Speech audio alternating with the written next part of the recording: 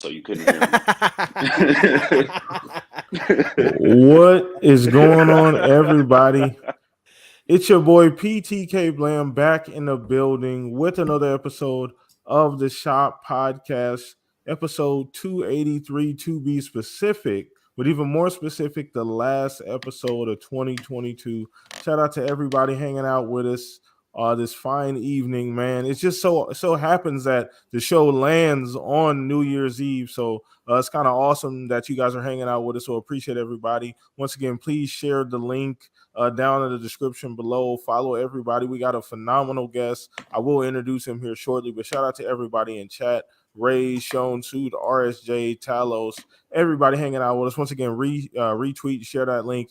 All you guys are amazing. You guys make this worth it every single year, man. So we're going to have a phenomenal show, and we'll get into the topic. It's going to be fairly light tonight, guys. You know, end of the year, not a whole lot going on, so we're going to just kind of review 2022 and then talk about what we got going on, and then we'll get into questions a little bit later on. But let's go ahead and get into our guest, man. So shout out to our guest who has actually been on the podcast before. If you are an OG subscriber here at the Shop Podcast, way back, I'd say probably 2019, maybe even earlier than that. You might actually have the date there, LBG, but he was on the actual Shop Podcast before. But shout out to you, bro, coming back.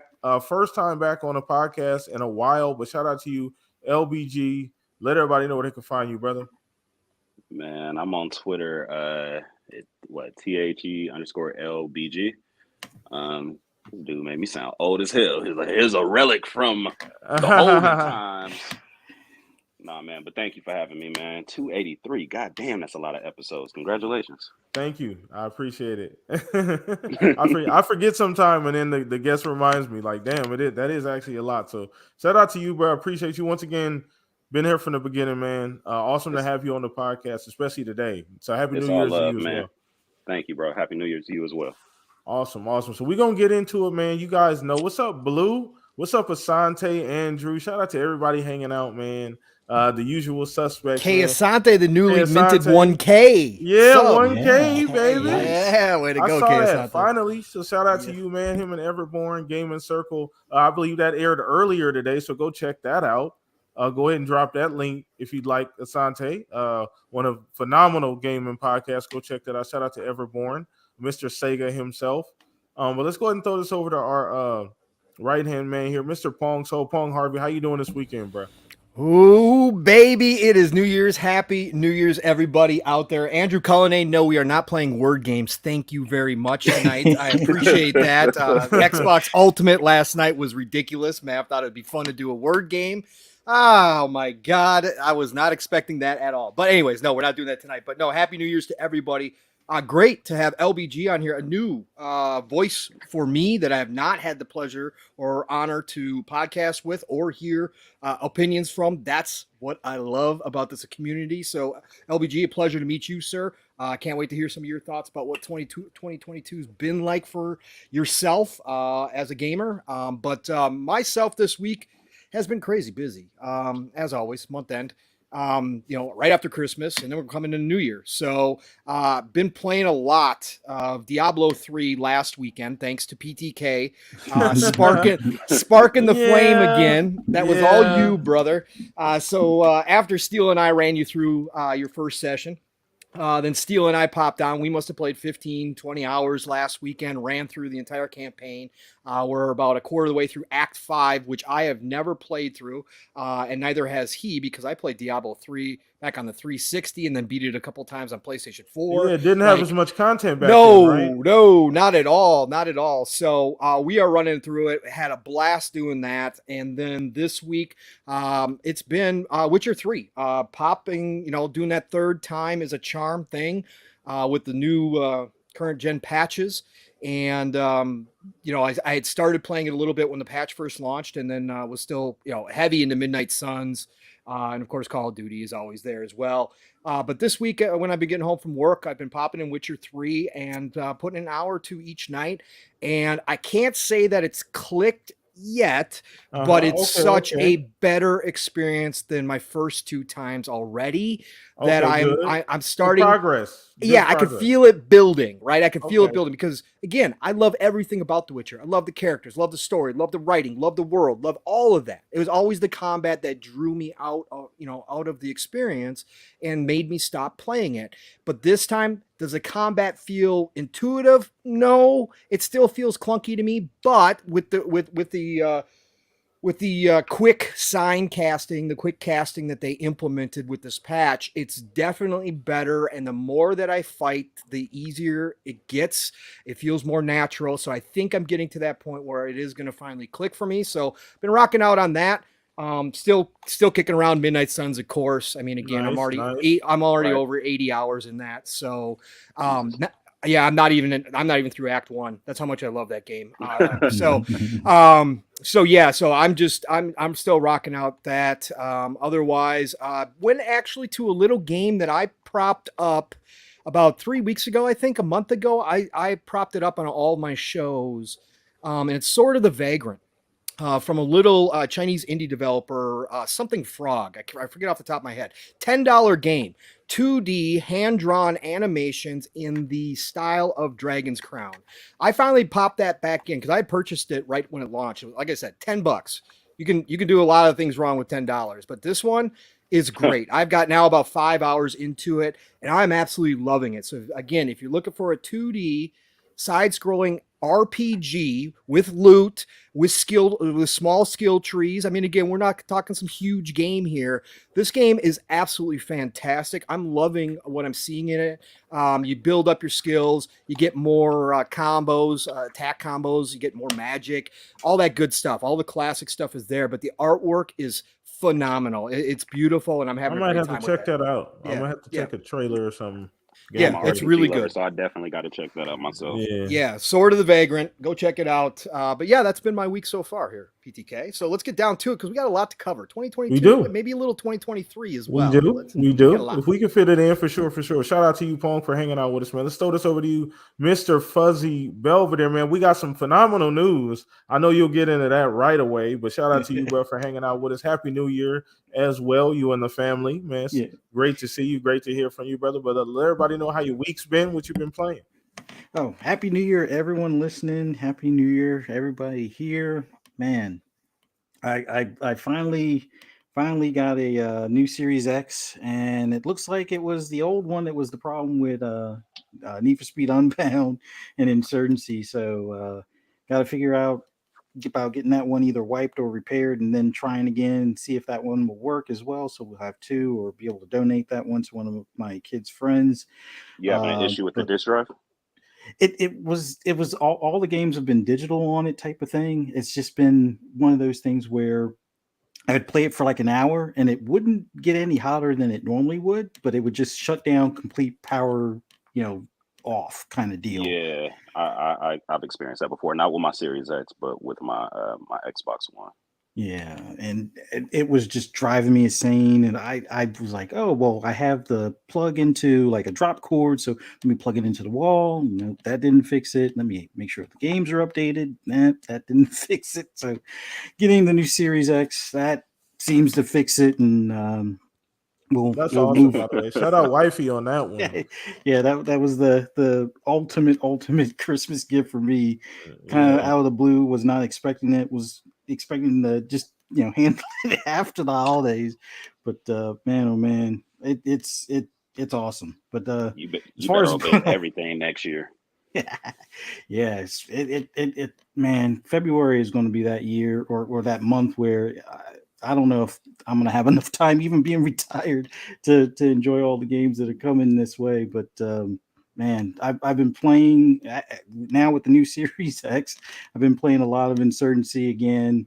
Played a little bit more Need for Speed Unbound. Been hopping on my PC for a bit, looking at a whole bunch of these like in early access shooters like Ground Branch and Ready or Not, and having fun with those. And kids are up there. Well, they're not kids; they're 17 now, but they're up there, kind of carrying me through some of these missions and stuff. But yeah, for the most part, just having fun with a lot of different games. And Man, oh man, glad to be here. A lot to unwind and talk about and whatnot. And glad we got LBG back on here. So man, good to hear you again and see you again. And man, want to find out what Thank you've you, been bro. up to. Man, as far as gaming, not too much, man. I haven't been playing as much as I used to. I've been trying to get back into the swing of things, especially with me trying to dip my toe back into content creating. Been trying to gather some games that I want to stream. I think I'm going to do a couple of maybe like a God of War stream. I was thinking like 3 through Ragnarok. I don't want to get the PlayStation Plus in order to do like what 1 through Ascension or something like that. Yeah. Just finished playing Ragnarok. Jesus Christ, like my first platinum. Give it up for me. My first platinum. Nice. Yeah, man, I played that game to the last drop, and I loved every second of it. Definitely made me tear up again as well. Shout out to the team at Sony Santa Monica for that. But yeah, man, haven't been gaming as much as I used to, especially with multiplayer. Been trying to get back into that again. Just actually started playing like doing Modern Warfare 2. What else was I playing? Shout out to Mark J. Pons and Death Spank. We were playing Grand Theft Auto online last night. That was pretty dope. Nice. So just trying to get back, like I said, man, just trying to hit the ground running and try a little bit of everything. I actually just started playing Midnight Suns. That's fucking dope. I'm actually in the middle of playing Evil West as we speak. Awesome. And, yeah, man. I haven't played Callisto Protocol. Wanted to grab that, but after I heard the reviews, I wanted to hold off a little bit. At least wait for a price drop. Somebody let me borrow Sonic Frontiers. That was fucking dope. Still a few bugs in it. I kind of got scared for a second, thinking it was like another Sonic the Hedgehog 2006. But as I got more into it, it started feeling good. So I definitely got to play that a little bit more, and just basically been dipping my fingers in the other things here and there. Oh my god, fucking Vampire Survivors is so fucking Don't even get me started. You don't need to tell us here. You're preaching to the choir, brother. Yep. I was like everybody was talking about it, and I'm looking at the screens. I'm like, what the hell are y'all talking about? Are y'all smoking crack? And then I heard it was on Game Pass. I downloaded it, and I hate it. Like I tried to play it for like 15 minutes. I was like, I hate this. But then something about it, like probably a couple of hours later, said, let me try again, and then it just had me hooked from there. It clicked. Something clicked, right? Like the gameplay loop caught you, and it hit me like that too. It took after about probably 30, 45 minutes, it hit me. And by then I was already stuck. I had already lost a couple hours at that point and didn't even realize it. So yeah, shout out to you. Oh yeah, it's ridiculous. It's ridiculous, man. But shout out to you for hanging out with us. Shout out to you, Fuzz, as well, too, man. We got a packed house. Shout out to everybody. I see Fame, Level 1, Gabe, D Jones. Shout out to you. Everybody in chat, Shown 2, Modden. You know it, man. You got a lot of familiars here, but all the new people, man. And shout out to you guys as well, hanging out with us. But let's go ahead and just jump in, man. No poll this week, but shout out to everybody who did participate in the poll of the week, you guys. Well, there was a poll, but we're not going to get into that because we got a lot to cover. So shout out to everybody who did vote on the poll of the week. There will be another one next week. So if you want to participate in that, follow me on Twitter. All that information is down in the description. But let's go ahead and dive right in. So as you guys can see on the title, we're talking a little bit about the year in review, and that is 2022 as we come to the end officially as of tonight. For most of us, if you're not living overseas, for most of us, tonight is the last day of the year here. So we want to get into just a couple general oversights of 2022, and I kind of want to start this off on a high note. We'll get the good stuff out of the way before we get into the messy, maybe less easier to answer questions. So I want to get into everybody's best game of the year, or just the game, their game of the year, their personal game of the year. So we'll start with our guest here, LBG. What was your personal game of the year? Elden Ring, duh. Of course. Oh my god, I lost so many hours. Like that was the one that actually, because I don't think before that I was playing as much. I was like coming back every once in a while. Maybe I was playing Among Us. I forgot what I was playing at the beginning of the year. Oh no, I wasn't even playing Xbox. I was on PS5 playing Deathloop. But Elden Ring is what like got me like after work, rushing home, coming to play it, uh, eating in the living room at the damn table while playing it, like rushing wherever I'm from if I'm not home to get back and play Elden Ring. I think when I first beat the game, I think I had about and don't laugh, I think I had about a little over 400 hours Nice. invested. Nice. Wow. I went to every corner. It was first of all, it was the first From Software game that Yep. I've ever beaten, first Souls like that I've ever beaten because I tried Dark Souls 1, couldn't do it. Mm-hmm. 2, couldn't do it. 3, couldn't do it. I tried Bloodborne, I couldn't do it. I actually playing Elden Ring had me come back to Bloodborne and actually give it a try, which is it's not bad. I haven't gotten far into it, but definitely Elden Ring, man. Everything about that game. I like how it was so accessible to everybody because I had people coming to me that I wouldn't expect to play even something like a Souls like saying, "Yo, you should play this," and I was like, "Okay." Um, go ahead. No, I was just going to ask you how close a second is Ragnarok then? Ooh, that's definitely second game. I mean, it. I I remember how invested Elden Ring had. Like Right. it just Right. reinvigorated Yeah. something inside of me. Right. And I hadn't gamed like that in a long time. Okay. Yeah. But yeah, Ragnarok is definitely a very close second. But Yeah. yeah, Okay. Elden Ring is definitely my game of the year. Nice. Awesome. Awesome. And that should have been obvious, right? Like I should have expected that. I don't even know why I felt like that blindsided me. I'm sitting over here acting like I don't know what was going on last year or this year. I mean, so shout out to Elden Ring. Obviously, the VGA's Game of the Year winner, rightfully so. Once again, I do think when I think when you just got to look at the impact of the game. It literally it took a genre which essentially was a niche genre, took that genre and elevated it to a point to where it is now like a mainstream thing. And then very few games are able to do that. That doesn't happen very often. There's very few games that are able to, make that transition and like, literally transform the entire genre. And Elden Ring was one of them. So shout out to FromSoft for making a amazing game. We're actually gonna go ahead and throw this over to you, Pong. What was your Yeah. game of the year for 2022, man? Yeah. Well, as everybody knows, I'm a grazer, so I don't finish games. LBG doesn't know that, but I rarely finish games. I do finish them from time to time, but rarely do I actually do it. I want to experience everything, and I play almost everything, so I'm always everywhere. But so for me personally, this year, my game of the year is Midnight Suns, hands down. Okay. Midnight Suns out of everything that I got to play this year, and again, I'm Xbox only as of this point. So, just limited to what I was able to play between third party and everything else that came out, which was pretty much it this year, was third party. Midnight Suns took me by storm. I played a lot of great games this year. Tiny Tina's was fantastic as a Borderlands game. Beat that. Had a great time running that co-op. Dying Light 2 was amazing. Steel and I had a great time in that for 50, 60 hours. Cult of the Lamb was up there until it cost me hours, and I haven't gone back to it yet, but I understand why people thought that should have been there probably for the small indie game of the year.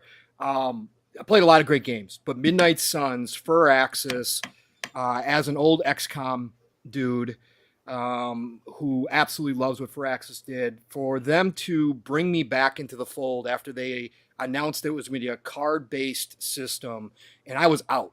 I was remember out. you said that. Yeah, I was. Live. We got the receipts. Go back and check. Yeah, I was out. I did not want that at all. And on top of that, I'm not a Marvel super fan by any stretch of the imagination. I'm not into comics. I don't watch the movies. Used to be in the comics way back. I'm an uncanny X-Men day, so 80s, 90s comics guy.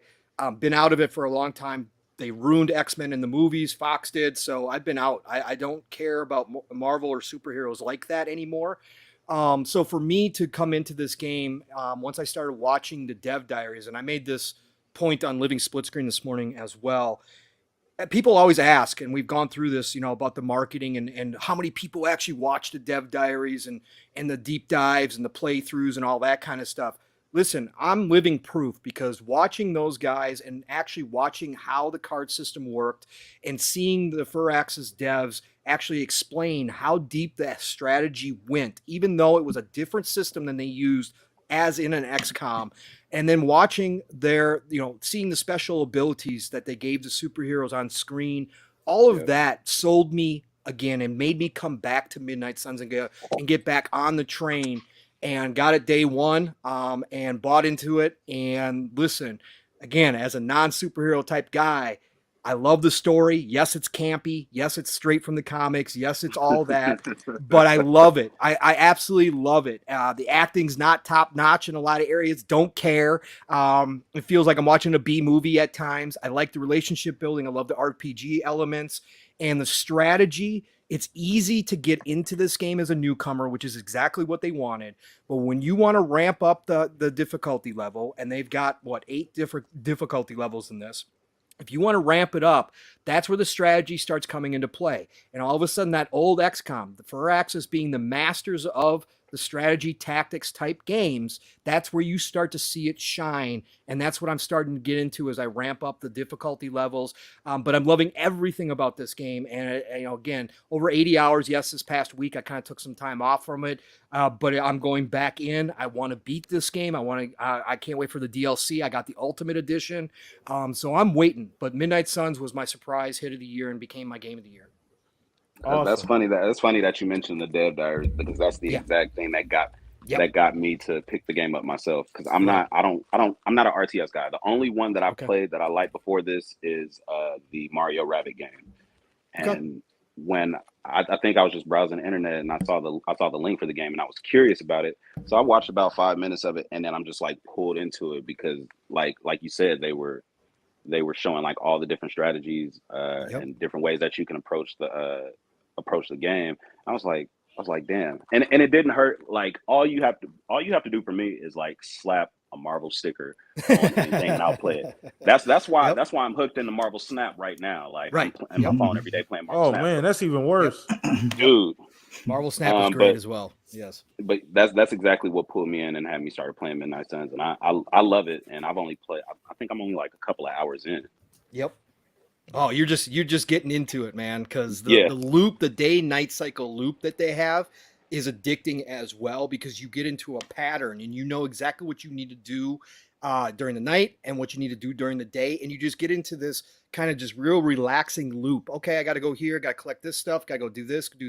Okay, now I'm going to go battle. Now I'm out of battle. Now I'm going to do this, go talk to these people, go to sleep. And then my day starts over again. And you just wait. It's hypnotizing at points. It's just awesome. I absolutely love this game. It's definitely going to keep me busy for the next month or two. Awesome. So, chat, let us know as well your game of the year for 2022. We'd love to see. So, let us know. Drop that down in the chat. So, shout out to everybody watching live. So, I guess I'll go ahead and throw one out there before we get into it, Fuzz. This was actually a complete left field surprise for me. I'm gonna go ahead and throw mine out there. It's gonna be Vampire Survivors. Nice. I'm gonna go Vampire Survivors for me. Just because it's just. Where do I begin? It's hard to say, man. Like the gameplay loop is so addicting, yet so simple. The premise is so simple. There's this aha moment, and we talked about it pre-game, LBG. You said that, it took you a little bit, but there was this like light bulb moment, right? And it hit, and you understood what you needed to do, how the gameplay worked. And there's this intricate gameplay loop as well with how you level up, how the all the charms and everything you get, how all of that works and synergizes with each other. It's actually pretty complicated when you get into the actual like meat of the game, but very surface level. It's very simple to get into. You could, a 10-year, 12-year-old could play the game and enjoy it. So very, very awesome game. I thought it was a game of the year for me personally. So once again, chat, let us know what you thought. I would probably say High on Life would be a close second. From what I played this year as well. Yeah, you got to get a High on Life, man. It's amazing game. Like I'm not gonna sit up here and lie. I don't watch Rick and Morty like that or anything. So I'm familiar with the characters, Oh, I can't familiar be with the on this comedy. podcast anymore. I know, man. I can't right? be on this podcast no more, brother. Look, it is what it is, man. I got to be honest. I can't be up here frauding on the podcast, but I got to be honest. But but once again, I'm familiar with the comedy though. That's what drew me in, and obviously that's the kind of stickler of the game. But it's a phenomenal game. You got to get into it. So that would be my close second. But Fuzz, we're gonna throw this over to you. Let us know what was your game of the year for 2022. Oh boy. Well, a lot of people are gonna be like, you gotta turn in your Xbox card after this one. But, I knew where this was going. Yep. Let's Yep. go, Buzz. I'm gonna go with a game. Well, there's a game that I probably played more than this, but as far as a game that came out in 2022, I have to put Gran Turismo on Yep. as my game of the year, primarily because of the gaming loop for a race sim person. It's a good setup. It's just that as much as I've complained about like the microtransactions and the grindiness of the game, once you finally get enough money to have all the cars you want or a good lot of them that you want, you can create the races that you want. Just make sure you get the paint schemes or create your own paint schemes, set up the drivers, set up the cars, and then you can go at it and recreate an IMSA race or recreate an F1 race or recreate a Mazda, MX-5 Cup race or something along those lines. At that point, that's where the game gets good, but it has its stumbling moments. But overall, I've put, should I say, what was it, like 2,000 hours in that game for 2022? That's so crazy. it has its hooks in me man. to some extent. I'm a big car fanatic and sim racing fanatic, so that's why there's so many hours. Like I have it set where I do endurance races for like 15 minutes, and I'll do like 4 or 5 of those in a row where it's like, okay, I'll race my Corvette against Ferraris, Porsches, BMWs, and whatnot, and then I'll hop in my Mazda MX-5 and do like almost like the IROC equivalent race, but it's just MX-5 or Mazda Miatas that are racing against each other that are evenly matched. But I have it set up so it's like I'm at the back of the pack and I got 15 minutes to get to the front and hopefully win the race type of deal. So just creating my own racing sim environment, that's where that game shines. Outside of that, it has its growing pains. It doesn't have double file rolling starts. It doesn't have that many cars that are past 2017. It doesn't really have the greatest coverage of a wide variety of cars. Like if you're in the muscle cars, there's no Challenger. I mean, you could use the Charger, but a lot of people, if they're racing Mustangs and Camaros, they would like to have the Challenger as the third American car in that bunch, not the Charger 4-door in that bunch. But it is what it is type of thing. But that game took a lot of my time. But as far as a game that I continue to play, well, actually, there's a couple of them. Games that I continue to play and have played a good bit in 2022. One came out the tail end of 2021, which is Insurgency Sandstorm, which if you're into the old Rainbow Six, strategic, tactical, slow-paced shooter type games, and you want to do like a co-op type of environment, that's a game you definitely have to give a try. And it's finally in Game Pass. So for anybody that was a little bit on the fence on whether it's worth the $40, give it a try. Make sure, even when you're in there with randoms that mainly play Call of Duty and stand in the doorway and get obliterated by the AI, it's still a fun situation. But Insurgency is that tactical game that I've always wanted. Although there's a ton of them on PC, but for console, there really isn't that many to choose from where it allows you to kind of, go from checkpoint to checkpoint with a group and, use communication if you want, or at least they have like the pinging system where you can call out enemy west or enemy northwest and so forth. So it has a lot of the meat and potatoes that you want in a tactical shooter. And then the other one is Division 2, although it's starting to show that Ubisoft doesn't really care about their community. Unfortunately, it's just starting. Well, no. I mean, for Division 1, they kind of cared, where they still had the state of the plays, where you had Yannick and Hamish, at least making some appearances. Like there were some people within the dev team that seem to care, even if the parent company itself or the Guillaume family didn't seem to care. But it's definitely like on life support now, and they're going with the mobile game, which they should have made a console game because it's almost like a remaster of one with a lot of two's features and even more features that I've been asking for, and a lot of people have been asking for, where it's like Destiny, where you have uh, a combined outer world where, or persistent world where you can have public events where any player can participate, or you'll see other players in the main space as opposed to just in the safe house and stuff like that. Yeah. But I really hope they get their act together before they release Heartland. But I still play a lot of Division 2 because the game loop, the shoot, loot, and kill the manhunts and attack convoys, and the build diversity, and just making crazy builds where you could set people on fire with secret mines, or the sticky bomb, napalm type of deal. Just all that random stuff is just fun to me as far as a looter shooter. So I still wind up playing a good bit of that. And then kind of like the surprise for me, which it was a lot harder before they did the patch, but still it was enjoyable, was Sifu, which I think is coming to Xbox in April. So that's another one that definitely, when you guys get a try, if you haven't played it on PlayStation or on PC, pick it up, or fingers crossed that it comes to Game Pass. But it's that fighter game that you didn't know you really needed or wanted. And it's for those that want like a John Wick simulator, it's a bit of that, just not many guns, but you do have swords, knives, and baseball bats, pipes, and other things you could beat the crap out of people with. So definitely those were my top games of the year as far as for 2022.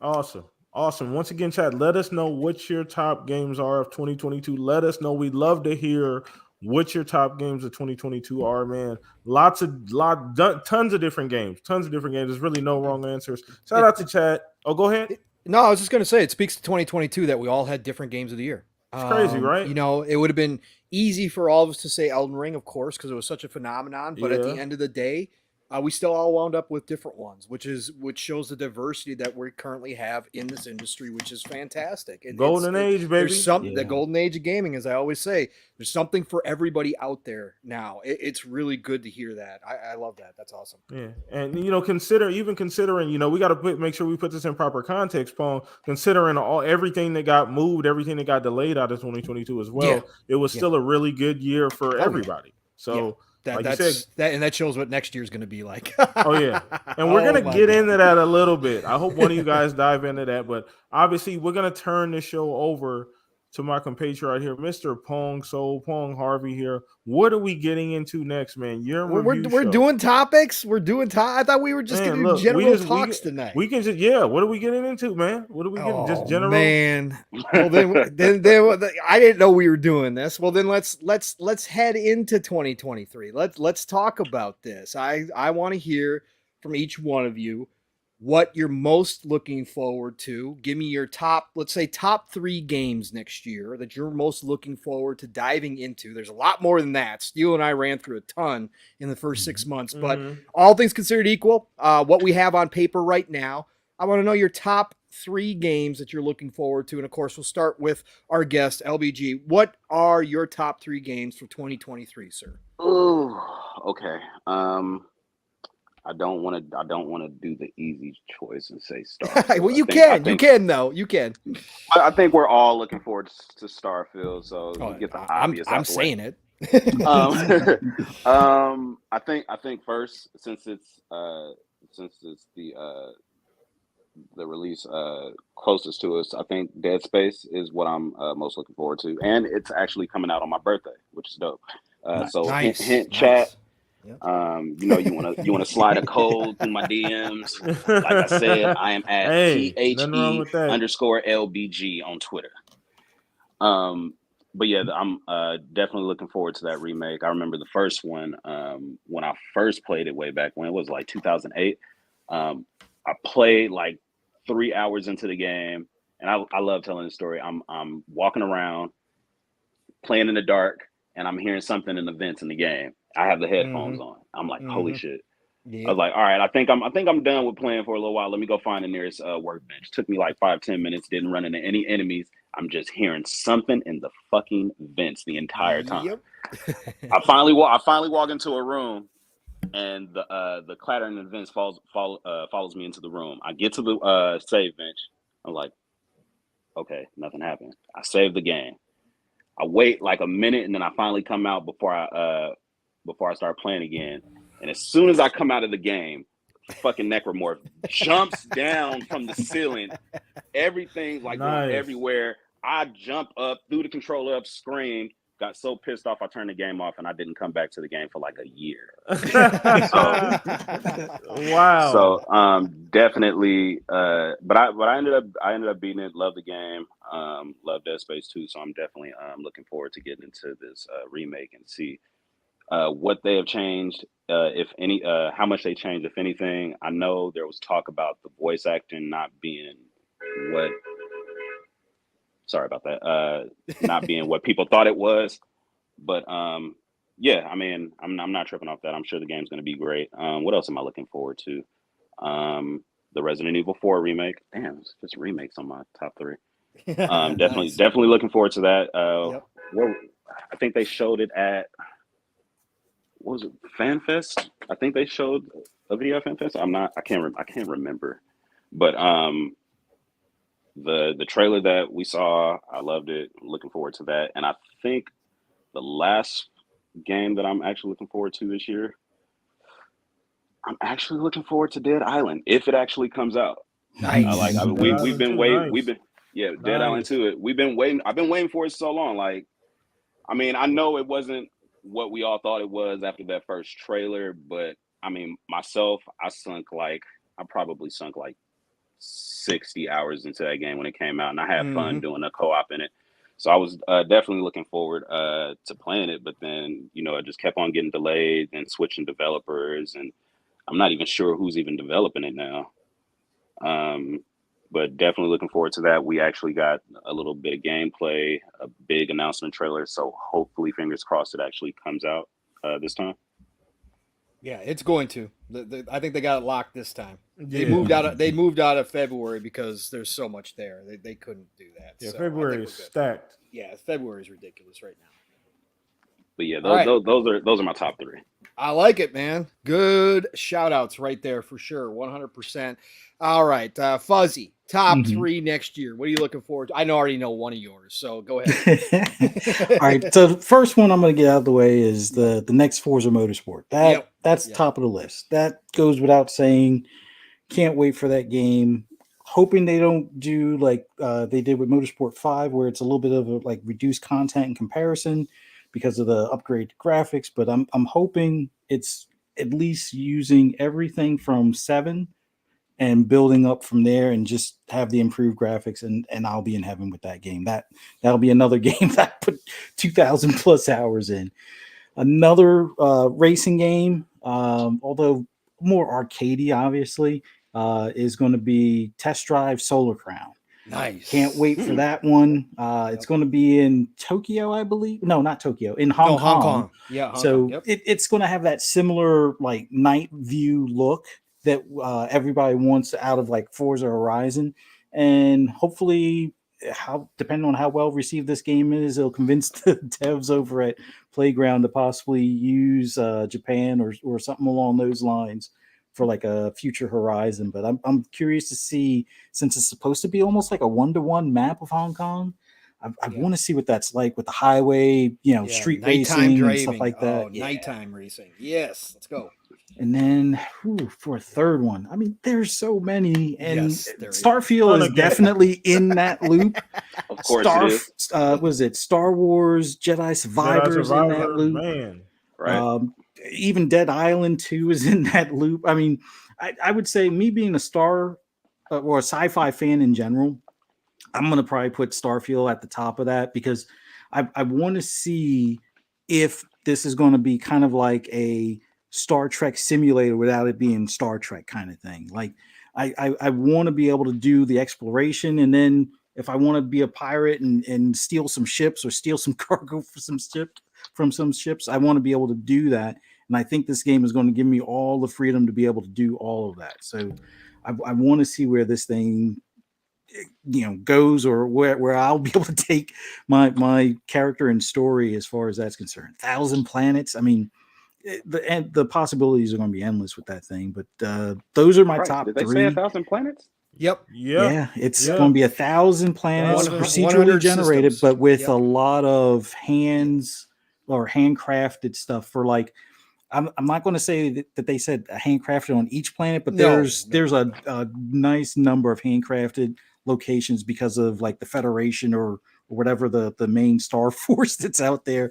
They're going to have like bases, and then you're going to have pirate bases. You're going to have other factions and things like that. So, man, I want to be able to hear everybody's stories from that game and compare them. It's like, I tried a planet that's in this solar system or went this way, and I decided not to blow up the pirate ship, and then somebody was like, no, I blew up the pirate ship and I got a better weapon out of the deal, or something along those lines. I can't wait for all of that. So these aren't procedurally generated like No Man's Sky? Yeah, they are going to be. Oh, they are? Okay. They are going to be, but they're going to do some handcrafting. The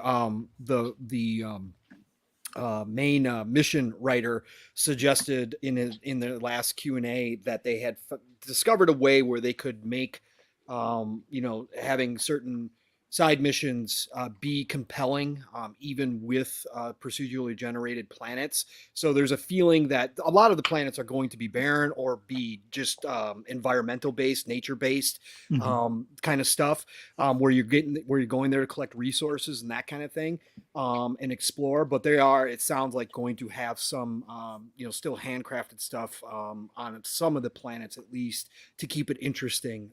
But they said more so the 1,000 planets are just a blank canvas for you to do whatever you want to. And the modding community over at Bethesda is going to go absolutely insane.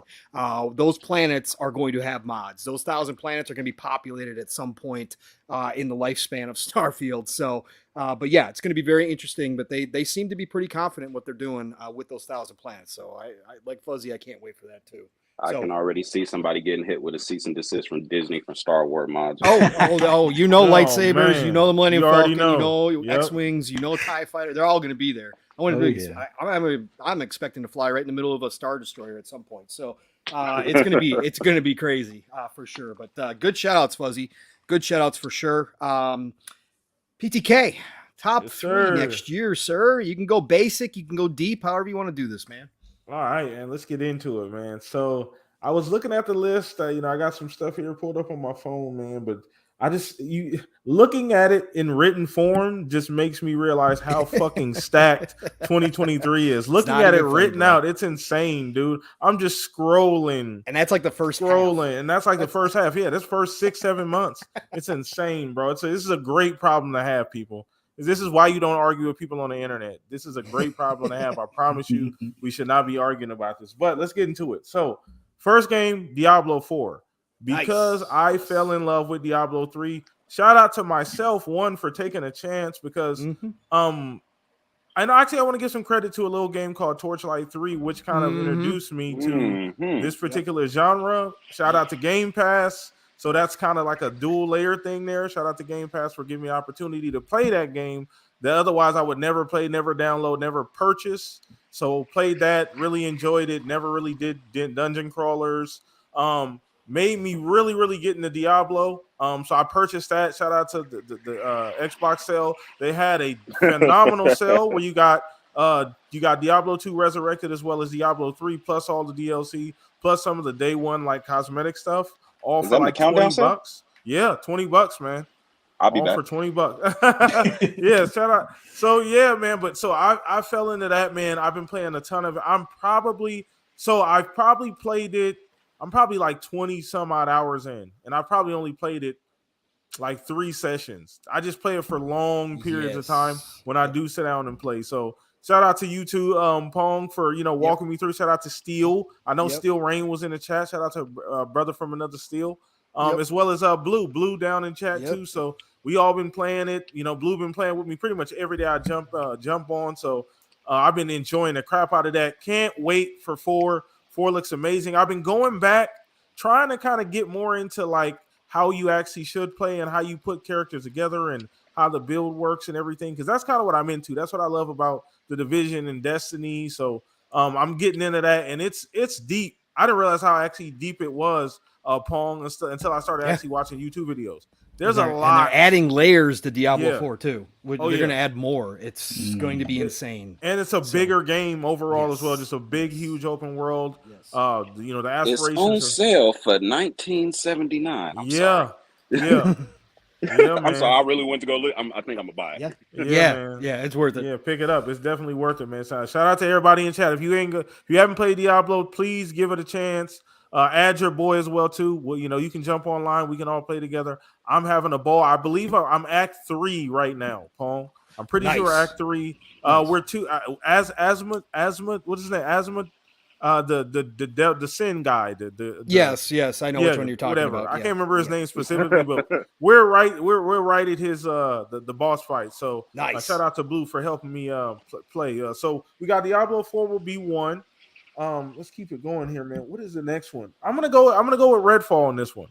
Nice. Okay. I think Redfall is gonna be a better game than people are expecting it to be. I think it's gonna be a lot more to the game than people are expecting it to be.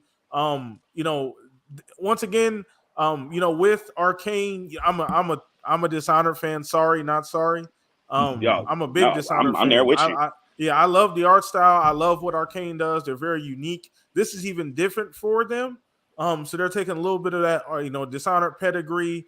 And I love the vampire, the twist with the characters, and you see the layers with the abilities. Now, I'm super curious about the abilities and how it works. I'm a looter shooter nut. So show me loot, show me how to get it. Yes, and sir. I'm like 80% there already. You already got me pretty much.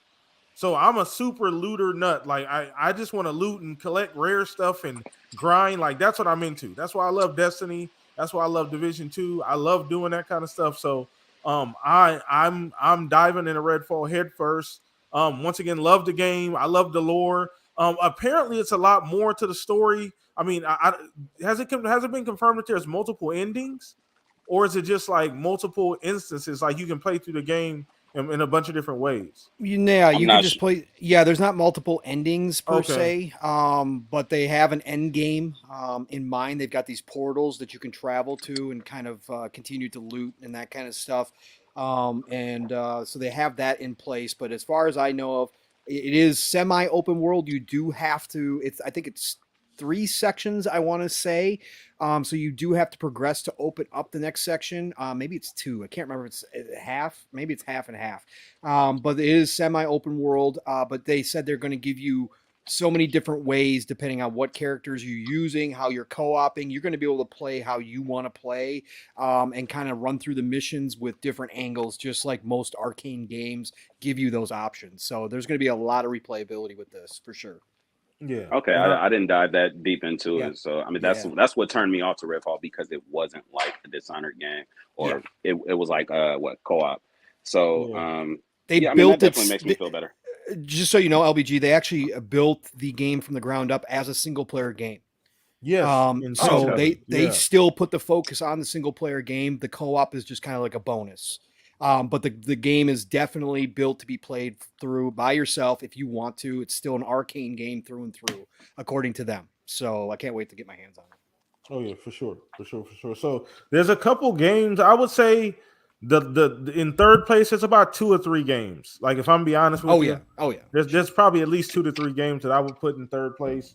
Starfield, obviously. Starfield's one of them. I don't even play those games generally, but once again, shout out to Game Pass. I've just no, for real. Like my horizon just like I've expanded the games that I play. So I'm super open to trying something like that. Obviously, Game Pass day and date, that's gonna be awesome. But you know, that's gonna be a game, you know, I want to get into. I'm super curious once again, the community surrounding this game. Like, is it going to be that next evolution of of a Bethesda title, the aspirations of the game, what they're trying to achieve with some of the things that they talked about. In We were God, talking, Howard, we trust. I mean, BTK. look, I'm Come on, man. not worried about it. I'm not worried about it. Like, this is not, no, please don't get me wrong, chat. I know. I want to make this crystal clear. I am not worried about the game at all. I'm on that side. So I'm not worried about the game, but just ultimately see how this all pans out and see that vision for the game. And I just want to hear people's stories. Cause like you said, like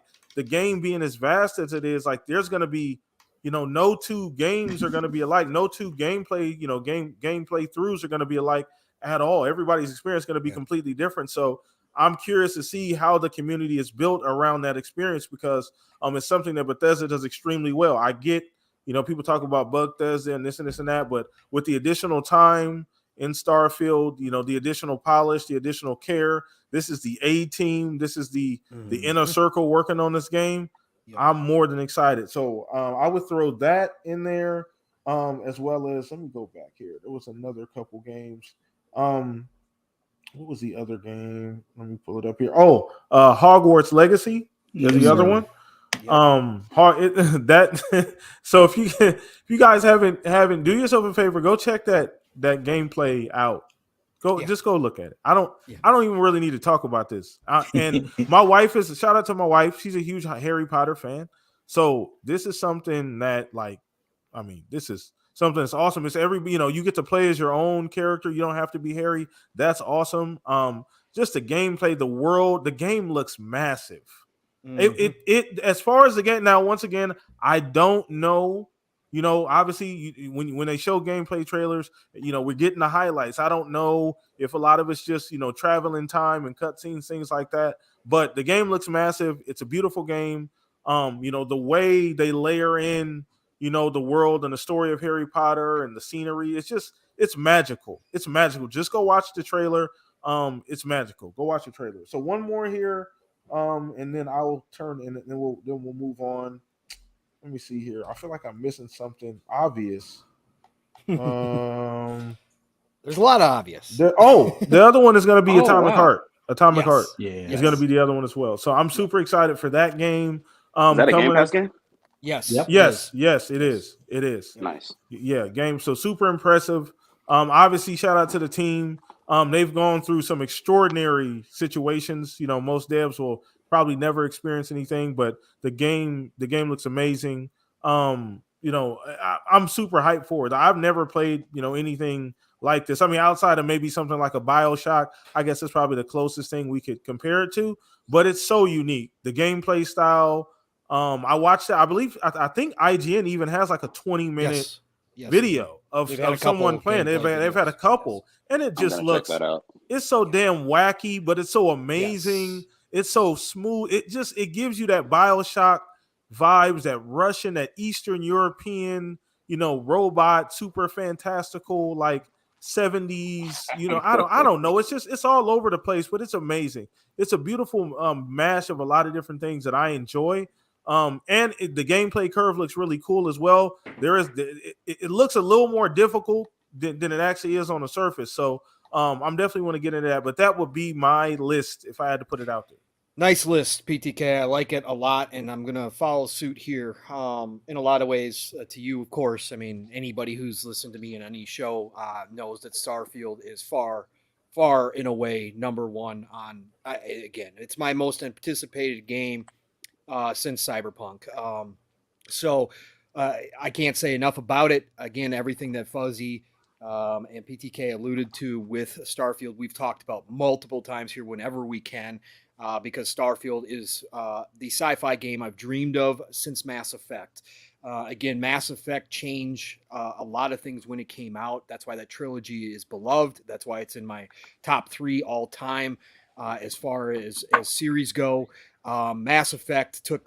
I'm a high fantasy guy first. I'm an Elder Scrolls guy first, but sci-fi is a close second. Same. Yep. And we don't have enough great sci-fi games, especially on the console side. On PC, they've got a lot of RTSs. They got a lot of strategy. Everspace has come out. We got No Man's Sky. We got things like that. But a true Bethesda sandbox RPG sci-fi game that Todd has been thinking about for 25 plus years is a dream come true for me.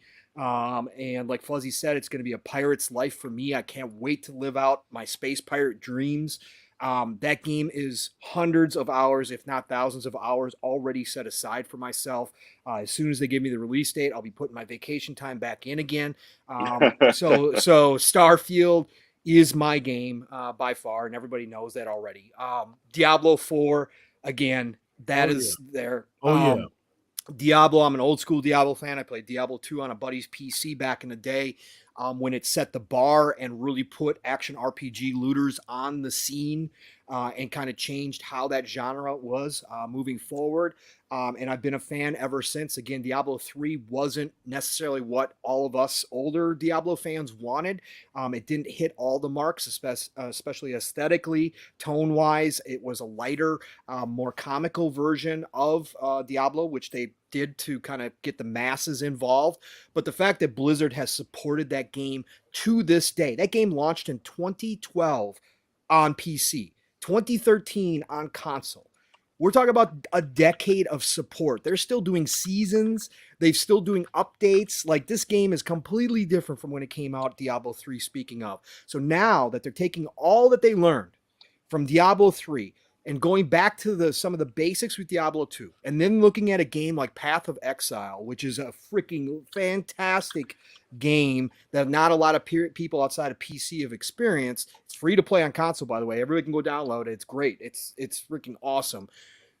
They have taken all of they learned, looked at other games like Path of Exile, and put it all back together again, brought back the dark, kind of really, really bloody tone, evil tone to Diablo 4. Listen, this game is hundreds of hours of my time set aside, and that's just 2 games out of this year. It's insane already, but Diablo 4, I can't wait. Day one. I don't care if they have the ABK deal done or not, and it's not in Game Pass. I don't care. This is day one for me. I'm buying it. And I'm going to be playing from the get-go. So Diablo 4 is next on the list. And then third, listen, like you, PTK, there's so many that fit this spot. Like, this is where it gets. And I'm going to cheat a little bit here, but I'm going to say all my RTSs coming out this year. The return of RTSs this year. You guys all know how much I love RTSs, how much myself, Mav, have been clamoring for RTSs to come back to consoles. Again, there's reasons why I say this is the golden age. We used to get RTSs on the 360. And then they disappeared completely last gen. Like, we didn't get hardly any RTSs. Now we're getting the RTSs returning. So Age of Empires 2 Definitive Edition in January. Age of Empires 4 coming later in the year. And of course, the recently announced, which I am super shocked and just pleasantly surprised, Company of Heroes 3 coming to consoles as well this year. Listen, I'm going to be in RTS heaven. Mav and I put out the warnings on PM and the PM on Thursday. If you guys don't like RTS talk, guess what? 2023 is going to be filled with it on our shows, because we're going to be playing a ton of RTSs. So I'm waiting for all those. But then, like you, PTK, Hogwarts Legacy's in there. Again, I'm not a super big Harry Potter fan. I read the books, enjoyed the movies, but I don't know all the lore. I don't know all that stuff. But every time they show this game off, I've got more and more hype. The detail, the level of detail they've gone to, the care that they've put into this world is second to none from what I've seen on a licensed IP. Like, literally, this team is absolutely enthralled with Harry Potter, and it shows. Every little tiny thing that they've got going on just makes me want to play this game even more and more. The animations are top notch. Again, just go back and watch the spell casting and the little flourishes. Like, each spell that's cast has a little different flourish from the character that's casting it. There's like just such little things like that. And then, like you said, PTK, this last look, the open world looks phenomenal, and traveling it on a broom or on a mount or whatever you're going to be doing, it just looks, I just want to go explore. So I'm Hogwarts. I never thought I was going to say this, by the way. This, again, I'm a budget gamer, so I got to be careful. I don't buy everything, but this game is day one for me now. I'm going to pre-order it. I'm even going to pre-order it to get get the early access, right? The 3-day early access. Yeah. So I'm definitely all aboard Hogwarts. You brought up another favorite of mine, Atomic Heart. Again, wild, wacky, crazy, weird. I don't know what the hell is going on when I'm watching the trailers. but I want to know. It's that type of game, and I can't wait to get down and actually experience it. And then Stalker 2. Every time Stalker 2 comes, and again, shout out to that team, GSC Game World, and what they've gone through. Atomic Hearts went through a different side of things, but GSC Game World went through the really tough stuff where they've split up the team. Some of the team went and fought for Ukraine. This team, the fact that they care enough to put out a gameplay trailer the other day and show that they're still working on this game while their country is at war is absolutely insane to me. But not only that, I'm an old school, again, stalker. I played a lot of these older games on PCs at friends' houses because I wasn't a PC game player, never really been a PC game player. So I played all these games over at friends that had PCs, but Stalker 1 was so fantastic. The fact that bringing back Stalker 2, and then the devs were shut down. Half the team split off and formed the Metro team.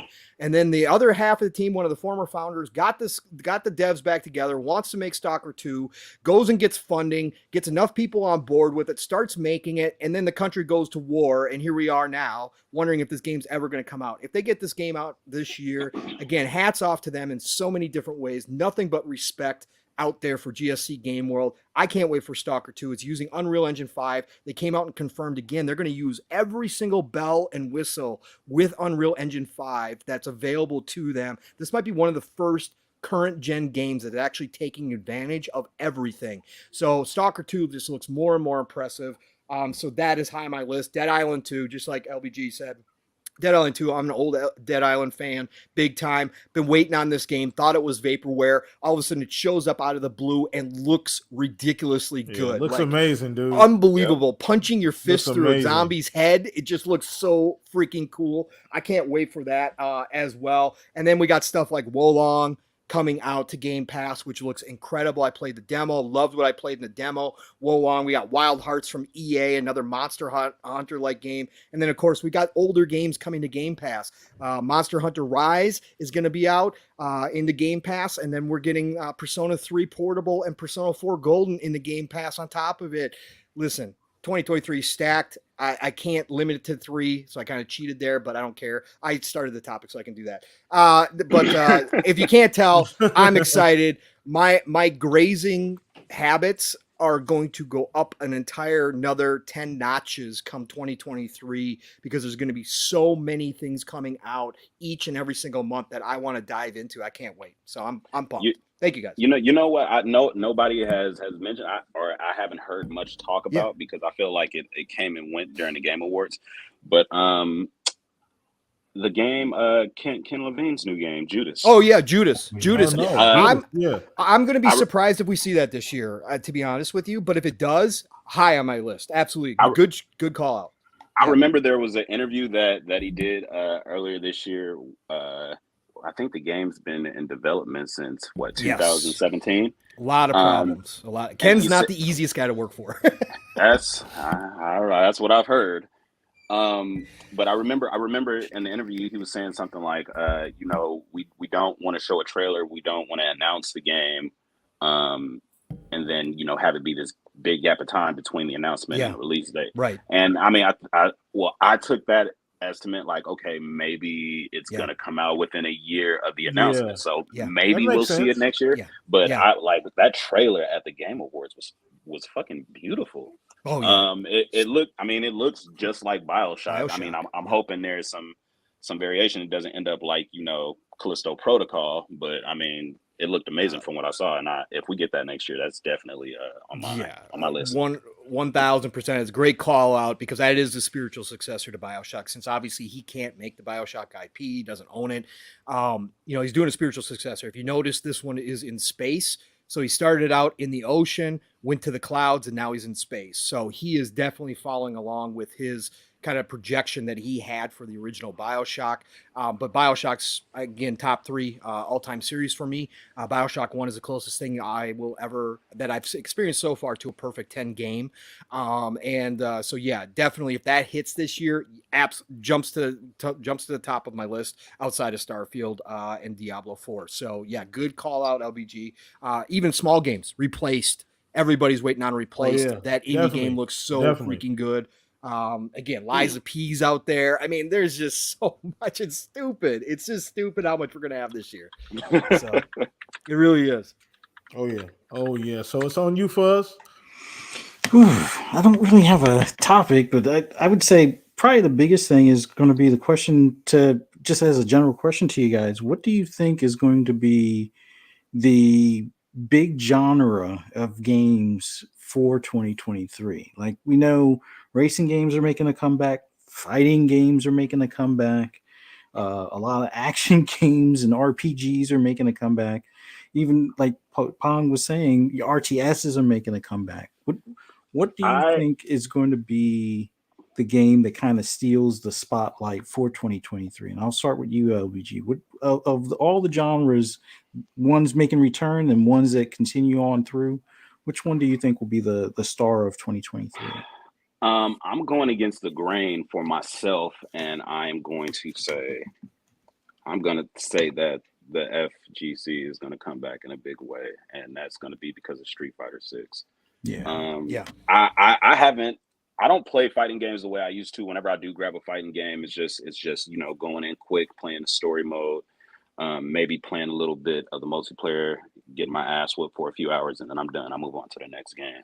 But playing that Street Fighter 6 closed beta, and I have Street Fighter 5. I've had it for years, but I've hardly ever played it, and I just couldn't get into it. And I think a little bit of that was me just being a little pissed off at Capcom for skipping Xbox for Street Fighter 5. But now that it's going to be multi-plat again, coming back to Xbox, I'm very excited for it. And I just remember how much Street Fighter 4 like just blew everything back up again when it came out. I think we're going to see something similar to that as well. I mean, I don't know if you guys had a chance to play the closed beta 1 or 2, but man, I was playing it for hours. And this is like fighting people online. Like I don't do that anymore. Like I said, I just hop into the story and then I move on to the next title afterwards. So the fact that I dedicated like so much time to playing through that and had such a great time, and that was only that small portion of the game. I think once they put the meat and potatoes in it, it's going to take a lot of my time and everybody else's time. Nice. Yeah, I didn't get the chance to play the beta for either one, but I know with you having Street Fighter, you have Tekken 8 coming out.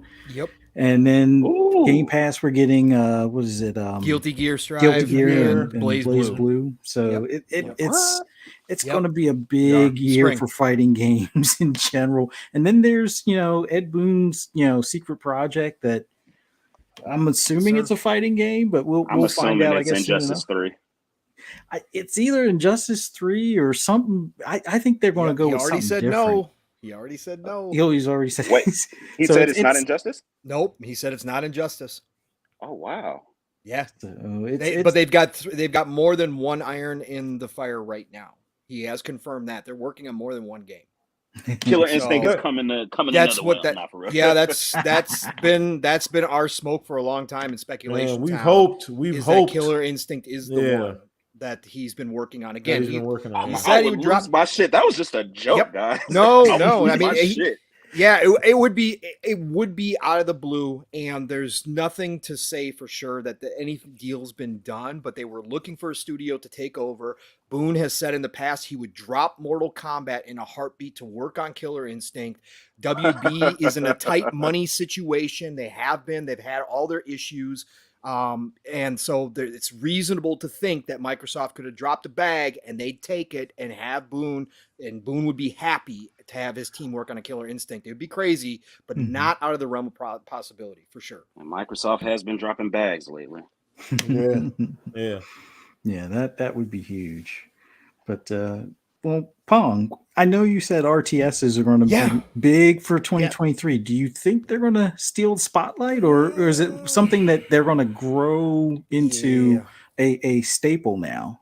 Yeah, it's going to be a staple from here on out. Now that the consoles are basically PCs in most facets, right? Mhm. RTS is now that Xbox has kind of made it mandatory that if you make a game for PC from a first party, then you got to bring it over to console at some point. RTSs, I think, are going to be a staple, but will they ever come out of the realm beyond a niche?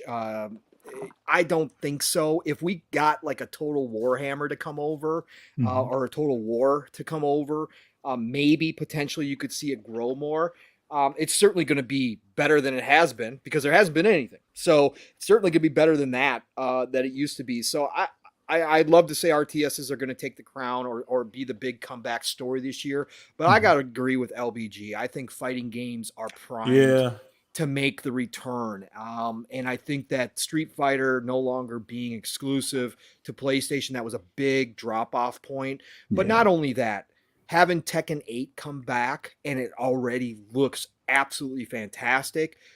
Having those two in the same year, and then as you brought up for the Xbox side of things, Fuzzy, to have fighting games dropping into Game Pass early in the year to give everybody a taste again, and they're totally different styles, right? Blaze Blue Yeah. and Guilty Gear are both anime style Yeah. games where obviously Street Fighter's got its own flair, like it's so cool, it's ridiculously good, and then obviously Tekken 8 is more realistic, but I think that giving Xbox players that taste early in the year when then Street Fighter drops, and then of course Tekken 8 at some point is supposed to drop this year as well. Mhm. Yeah, I think fighters are primed to see that resurgence as another audience that kind of fell away Mhm. with Tekken 7 didn't live up to everybody's hype. It got better, but just it wasn't there. And then Street Fighter not being available to a whole section of gamers over on Xbox Yeah. really did hurt that whole genre. And I think we do see that come back this year. So I got to say fighters too. I got to agree with LBG on this one. Yeah, I'm Nice. saying it right now, guys. Yeah. Get your tickets to Evo as soon as they're available because Evo and Vegas are going to be the place to be for fighting game It's gonna fans. be hopping. It's going to be It's gonna be a turn up, dude. It's like and just like you said, especially with Street Fighter and Tekken coming out in the same Yeah. year. Like, come Yeah. on, dog. Everybody's going to go nuts. Yep. Yeah. Nice. Nice. So PTK, do you Yes, think it's sir. fighters are going to be the primary or is something else that might kind of surprise us for 2023? No, I mean, I think I'm going with the field on this one, man. I think no, I mean, I was sitting here looking at my list. I was kind of just looking at different games, but I mean, I think the fighter genre has so much momentum, and I think that's kind of what I wanted to highlight here in regards to which one I picked and why I picked. Just like you said, I mean, you got the big boys coming down the pipe. You got Street Fighter, which has momentum. The beta went extremely well. Obviously, Street Fighter 5 got off to a rough start. It being only available on PlayStation, obviously, it did, stumble out the gate. Matter of Yeah. fact, the very first weekend, they couldn't even play it at Evo because PlayStation Online was down. Right. They couldn't even play it. They had to delay Evo, like a few days until they got that situation all together. But it was a mess. Street Fighter 5 was a huge mess. Obviously, with the whole character situation, not a whole lot of content, not a whole lot of characters right away. Over time, took a little time for them to build up the roster. So people didn't really stick with the game. So this time, seeing a full roster, graphically, it's a beautiful game. It's an amazing game. Every year, they figure out a way to reinvent Street Fighter. It looks familiar to where it doesn't look like alien, like, oh my goodness, like I don't know what this is, but it always, it always has that fresh new coat of paint. They find a way to be super creative with the graphics. It's almost like watercolor, but it's not quite water. It's super cool the way to do the graphics and the character animations. Everything looks top notch. It's being fully multiplayer at this time. That's obviously, the chef's kiss. That's what it needed to be. From day one, I don't think, a game like Street Fighter ever should be an exclusive game. That's just my opinion.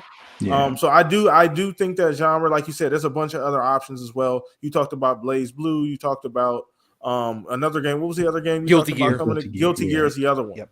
Guilty Gear is the other one coming to Game Pass as well too. So so that's a I agree there. I would say I would say close number 2. I still say the horror genre as well too.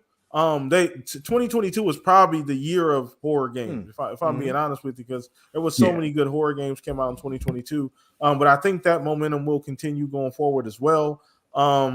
what else? I hope this trend of like dungeon crawlers and roguelike games too. Roguelike games, quiet as kept. You know, you got game of the year games like Hades and Cult of the Lamb. Like these are like true game of the year like nominees. And these games are getting like real recognition. So I'd say Hades quiet 2 as should be out kept. this year, Hades 2. Yeah. I mean, quiet as kept. Oh like no, I I said. think it might go into early access this year, but I don't think it's coming out You this don't year. think it's Because going to be ready? no, because it was in early access for like 2 years before it finally came out, right? If anything, I think we'll see it in 2024. But I mean, Okay. I mean, I hope Okay. we see it in 2022 because I was definitely playing that one. That's the first.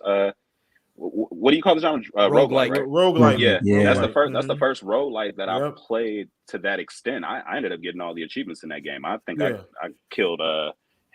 Oh, you know what? I don't even want to spoil it for anybody that Had to catch yourself there, huh? I definitely played that game a bunch of times. Awesome. And once again, this is another genre of game. Shout out to Game Pass that I got into because of Game Pass and just because of me trying games and people suggesting games online on Twitter and just, hit me. And I'm seeing my friend list and people playing different stuff. And I'm in love with roguelike games now. I play a whole lot of Gunfire Reborn and all these other types of games like those games and Hades and all these other games. And I'm super, super in love with those games now. So that's another game I'm looking forward to as well. But yeah. So that would be Okay. Yeah, I have to agree with you guys with fighters. It's pleasant to see that they're making their comeback. We got a taste of it a little bit earlier this year with King of Fighters coming out, which was a bit stronger than I was expecting. Like I generally pick up fighter games without much complaint, but it was one of those I was like, this will kind of hold me over until Street Fighter comes out, and I played a good bit of it, and it was a lot better than what I was expecting, although it is a lot more skill intensive, I think, to some extent with some of those combos for certain characters. But this is definitely going to be the year of the fighters. But one that's not really like a versus fighter, like the arcade style, but something more along the lines of Fight Night has the potential of coming out this Oh year, and my that's God, please. Undisputed, which it used to be called ESBC Boxing. USBC Boxing. Yeah, they changed the name. I think they're going to come out some point this year. They haven't really given a window, whether it be spring, fall, or winter, or whatever. But they got a lot of big boxers signed up for that game. Yeah, and they're going to have a decent starting roster, and of course, you're going to have to pay for certain names that are going to request a higher dollar amount. But I think that might be the game that helps give EA a kick in the pants to finally make another Fight Night. But I think this will be a pleasant surprise and probably hold over a lot of people until another Fight Night comes out. But who's developing this? It's Steel City, I think, is what they're called. Not They're familiar a with fairly small developer, but they've had this going on for like the past year or so. So if you look up either ESBC Boxing or Undisputed, that's the upcoming boxing game. Now it looks like it's going to be mainly like lightweight, middleweight, not as many heavyweight, but the heavyweight boxing genre right now just doesn't seem like it's as big as it once was in comparison. But yeah, this is the game that I'm hoping gives what do you call them, EA a kick in the pants to at least make another Fight Night or a Def Jam fighting game or something. They need to do something along those lines. But they really do. I've been saying that for years.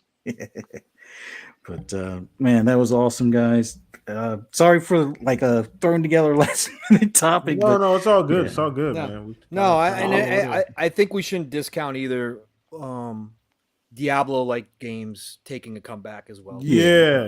I was gonna say if Diablo 4 hits the way that we are expecting it to, people are going to be shocked yet again by that, how many people play those types of games.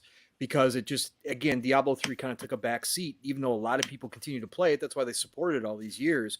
But Diablo 4 could raise it again, especially now we're in the world of streaming, and that, what people play on Twitch kind of takes over. And if Diablo 4 becomes that game, And we got Path of Exile 2 is actually supposed to be out this year too, Ooh. as well. With those two, and now that people are realizing how popular those types of games are, we could see a resurgence of those style of games with more people jumping in trying to create that experience. So I put that one as the outside dark horse in this whole race, because that's the power of Diablo 4.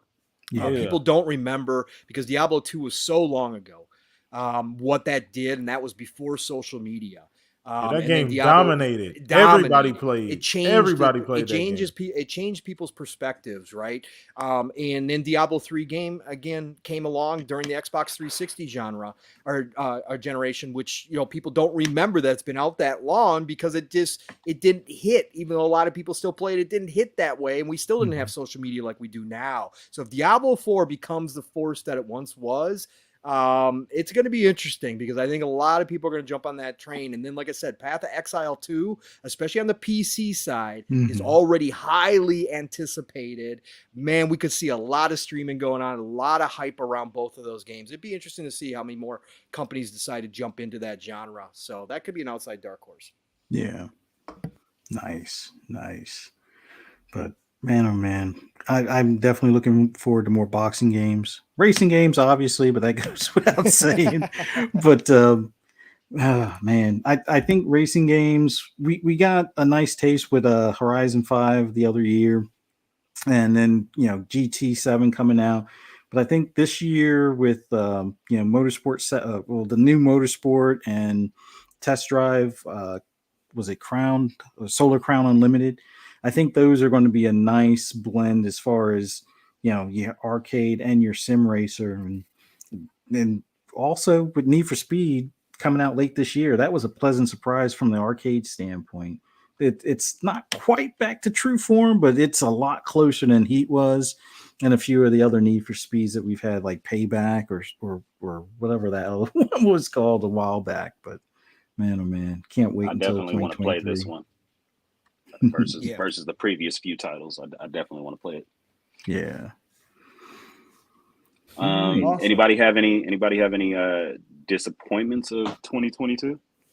Oh man. Shout out to everybody in chat as well. Before we start, into another topic here, I want to make sure we shout out to Red, RSJ, Talos, Gabe. What's up, Ham? I just saw Ham drop in chat. What just happened? What's up, brother? So shout out to everybody watching live, hanging out. Happy New Year's to everybody as well. Hope you all are having a great night, are all safe. Shout out to everybody just spending a little bit of time with us here this evening.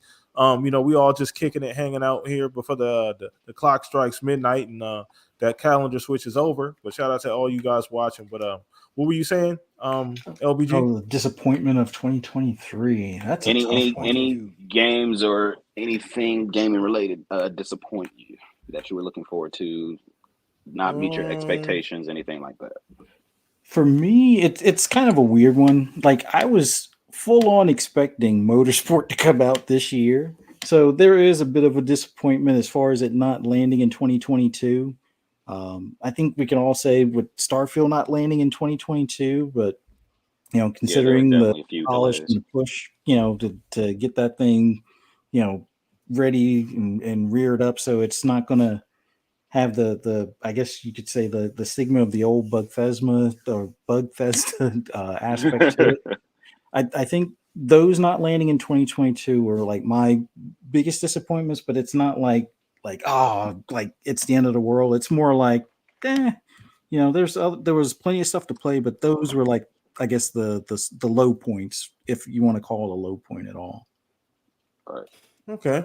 I don't know. I was trying to sit here and think of if I have a really, really low point in 2022.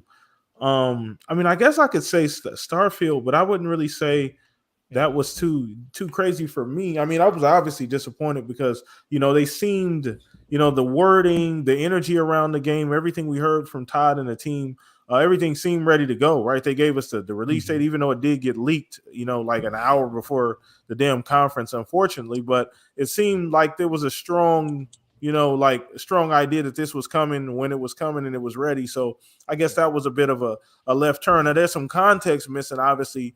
Now that we're looking at the ABK deal, everything going on there, obviously there's some context now that we can kind of look at and maybe, say, okay, well, maybe that could have been an issue, maybe not, who knows? But overall, I say maybe that would maybe be a low point. Outside of that, I can't really think of anything else. There wasn't really too many huge disappointments. I guess, I mean, there was a lot of stuff got delayed in 2022. I guess maybe that a lot of stuff got delayed. A lot of stuff got delayed. A lot of stuff came out buggy, broken. I mean, Starfield by Starfield, far. Hogwarts got pushed back. Gollum got pushed back. Yeah, Suicide a lot Squad. of games. A lot of games got pushed Skull back. Skull and Bones. That thing is, man, still look, pushed that back. thing is, who knows what's going on with that? Yeah, no, Starfield has to be mine for sure. Again, what's the first thing I said to you behind the scenes when I popped on before we even went live? PTK, I should be a month and a half deep into Starfield by now, right? Yeah. That's again for me, that's an easy one. Starfield.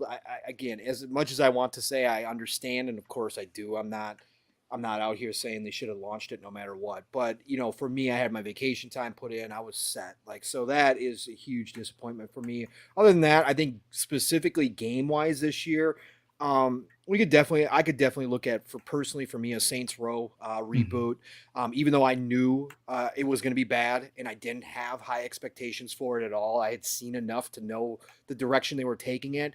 As somebody who loved the old Saints Rows and wants Saints Row to be around as an alternative to Grand Theft Auto, really disappointed in what they did to that IP, the direction they took it. And again, even though some people had some good times with it and people tried to say, hey, it's not as bad as you think it is, nobody is talking about it anymore. It is dead. Nobody talks about playing Saints Row anymore. And to me, that's sad because that could be the last time we see Saints Row. And like I said, what they used to do was perfect. And I don't care what year it is. I don't care how PC games have gotten. We see something like High on Life come out and have a huge success with what people may have prior to it launching considered not okay humor in this day and age. You could have made Saints Row work. You didn't have to destroy the entire formula. You didn't have to market it towards Gen Z like you guys did and make the characters basically unlikable. So for me, that's probably my biggest one because I was an old Saints Row fan and I would have liked to seen it come back in a better form. I got There's one. definitely a market for that kind of humor if you do it right. If you do it right, correct. Yeah, I got one, and this is I mean a little bit off the cuff for me. You guys probably wouldn't expect this one, but I'm a little bit upset at Nintendo. Okay, I'm a little bit frustrated with Nintendo. And it's not really anything specific. Like it's not like, well, I guess it is specific, but it's not like hardware or a specific game. I would say maybe hardware. I know what it is. Maybe I know what it is.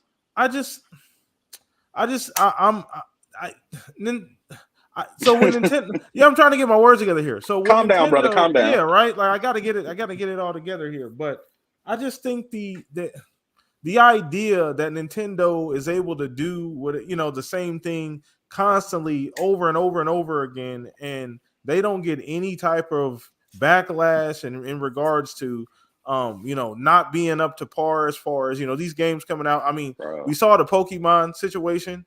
With the game coming out in a sad, broken state, a game of the caliber of Pokemon. I mean, the game, goddamn it, what was it the biggest game? And I don't say the biggest game of the year. What did it sell in the first? Like it outsold God of War in like 3 days.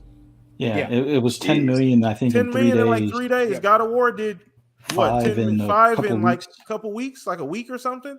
Yeah, it doubled what God of War did in 3 days in half the time. So like.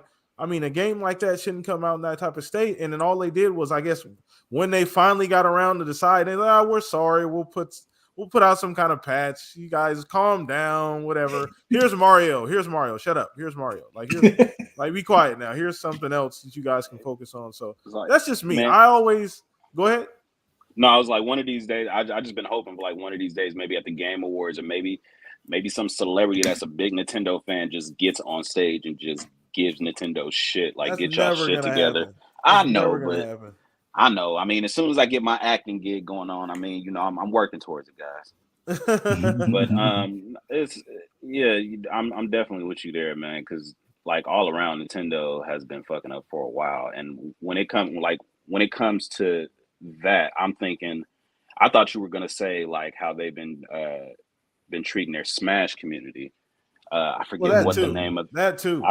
I forget what the name of that company is, but they kind of like dogged them out. They were supposed to have this event like a few days before it happened, or a few weeks before it happened. Nintendo said that they couldn't run the competition, and like they ended up losing all this kind of money, and it's like trying to figure out what to do. It's like, okay, we bought this area, we got these people coming in that bought their they had to tickets, and now we have refund.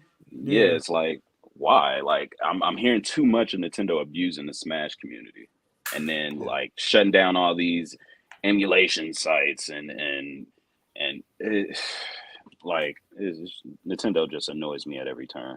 Like I bought my Switch only because they announced Metroid Prime 4. I bought my Switch the day after they announced Metroid Prime 4, and I still don't have Metroid Prime. So, yeah. Let me stop. No, it's all good. It's all good, man. We give everybody their smoke equally here at the Shop Podcast. Nobody's immune, to criticism at all. I promise you. You'll never not get that from us. But awesome topic. So let's see what we'll get into here next. Shout out to Chad. All you guys are awesome and amazing. Shout out to Rockin' Warrior Gamescast. Shout out to you hanging out. Shane, Red, appreciate you guys all hanging out with us. Once again, hit the like button.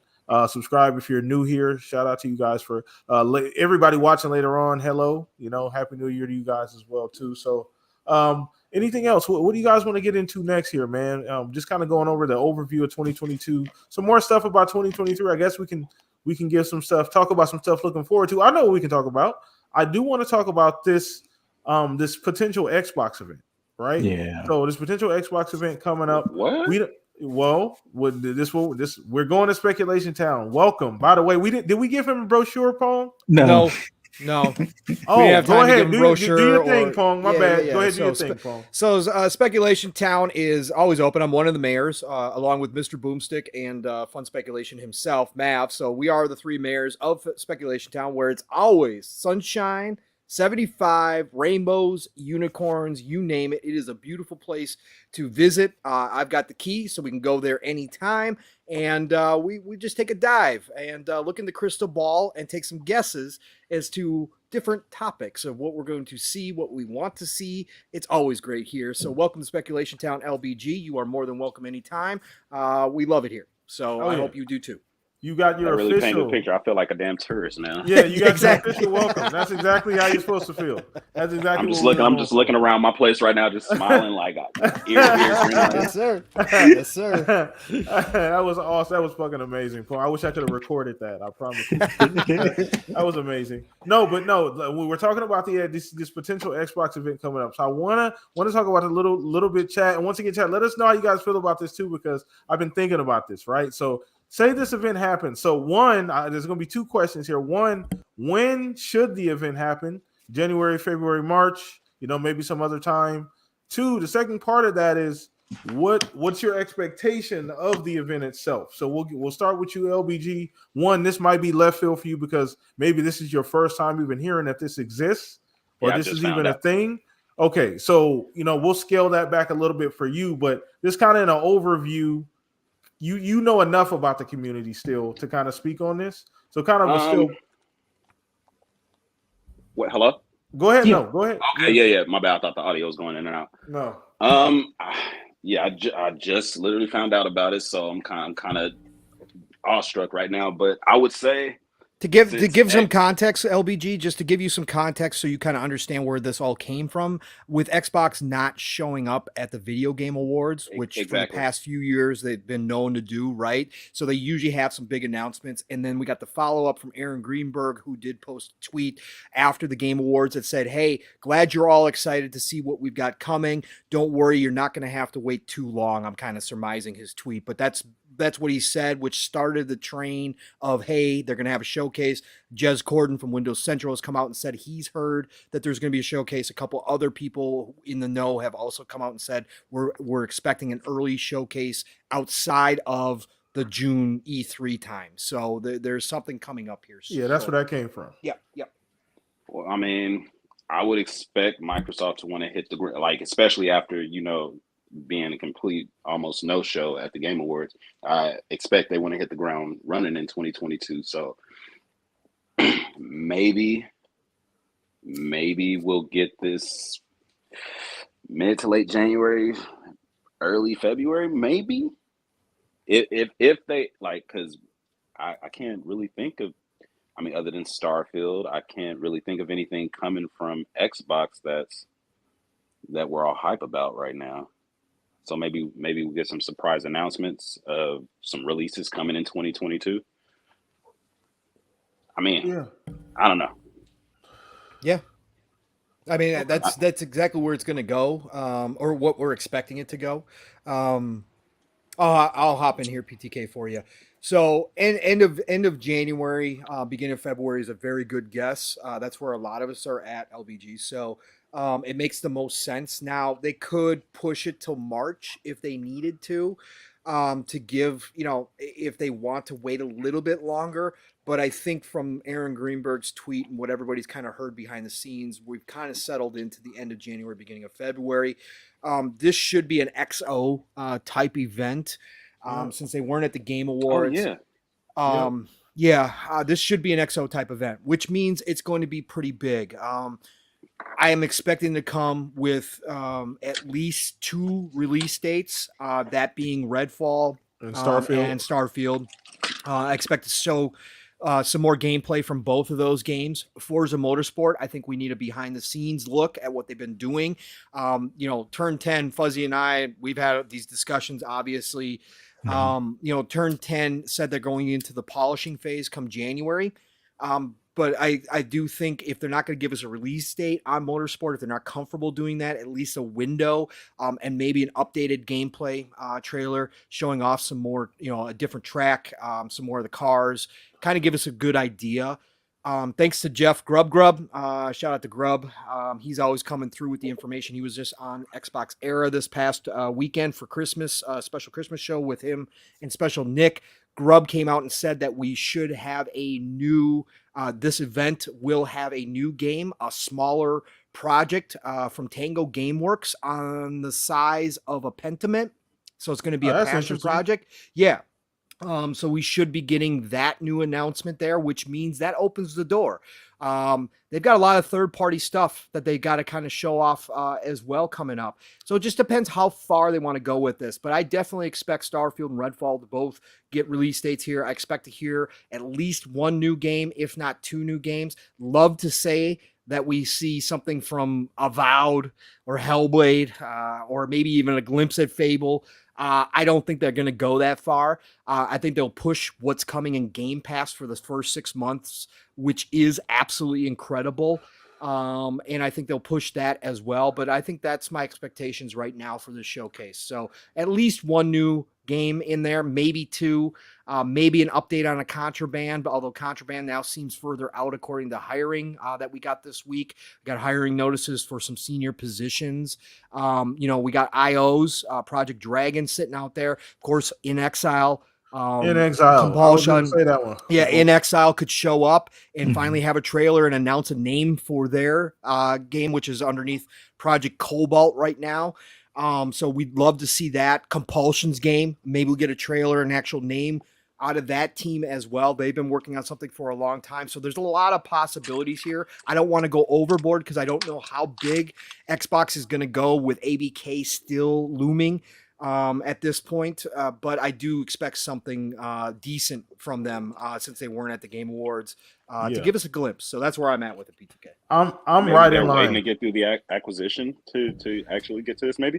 Maybe. And that's and that's the thing. I'm right in line with you, Pong. I think you're the big thing here is I think like how much are they going to show compared to like how close are they are to E3 compared to this E3 deal, not E3, but compared to this ABK deal. Like how much do they want to show? How much are they going to put into the show? If it's something along the size of an XO, you can expect some decent size announcement. I do think they're going to go Game Pass heavy because Game Pass is like stocked for the first, like you said, 4 to 5 months. There's a lot coming to Game Pass. Yes. Monster Hunter, all this other stuff that needs to get some screen time. People get excited. That's coming sooner than later. Monster Hunter's January, I believe, right?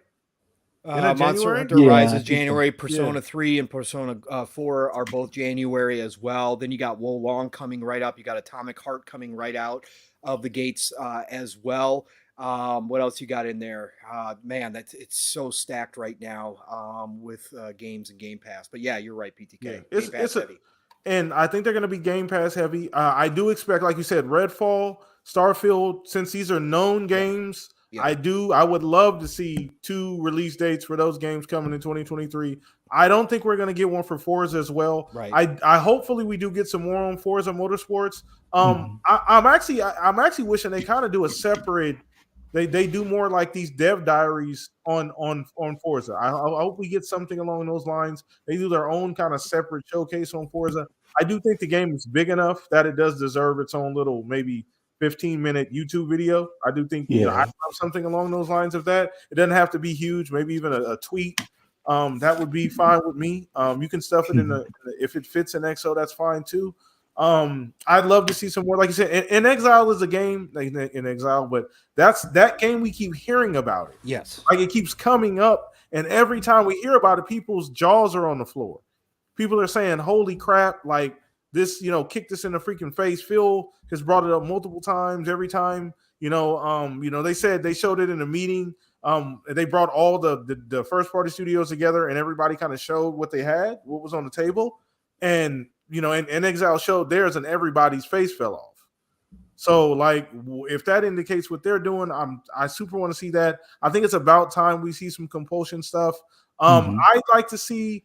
I don't know if we're gonna get something along this. Maybe this is E3. I don't know but how much Bethesda influence we're gonna get in this showcase as well. Are they gonna show anything that they're working on? Whatever Machine Games is doing.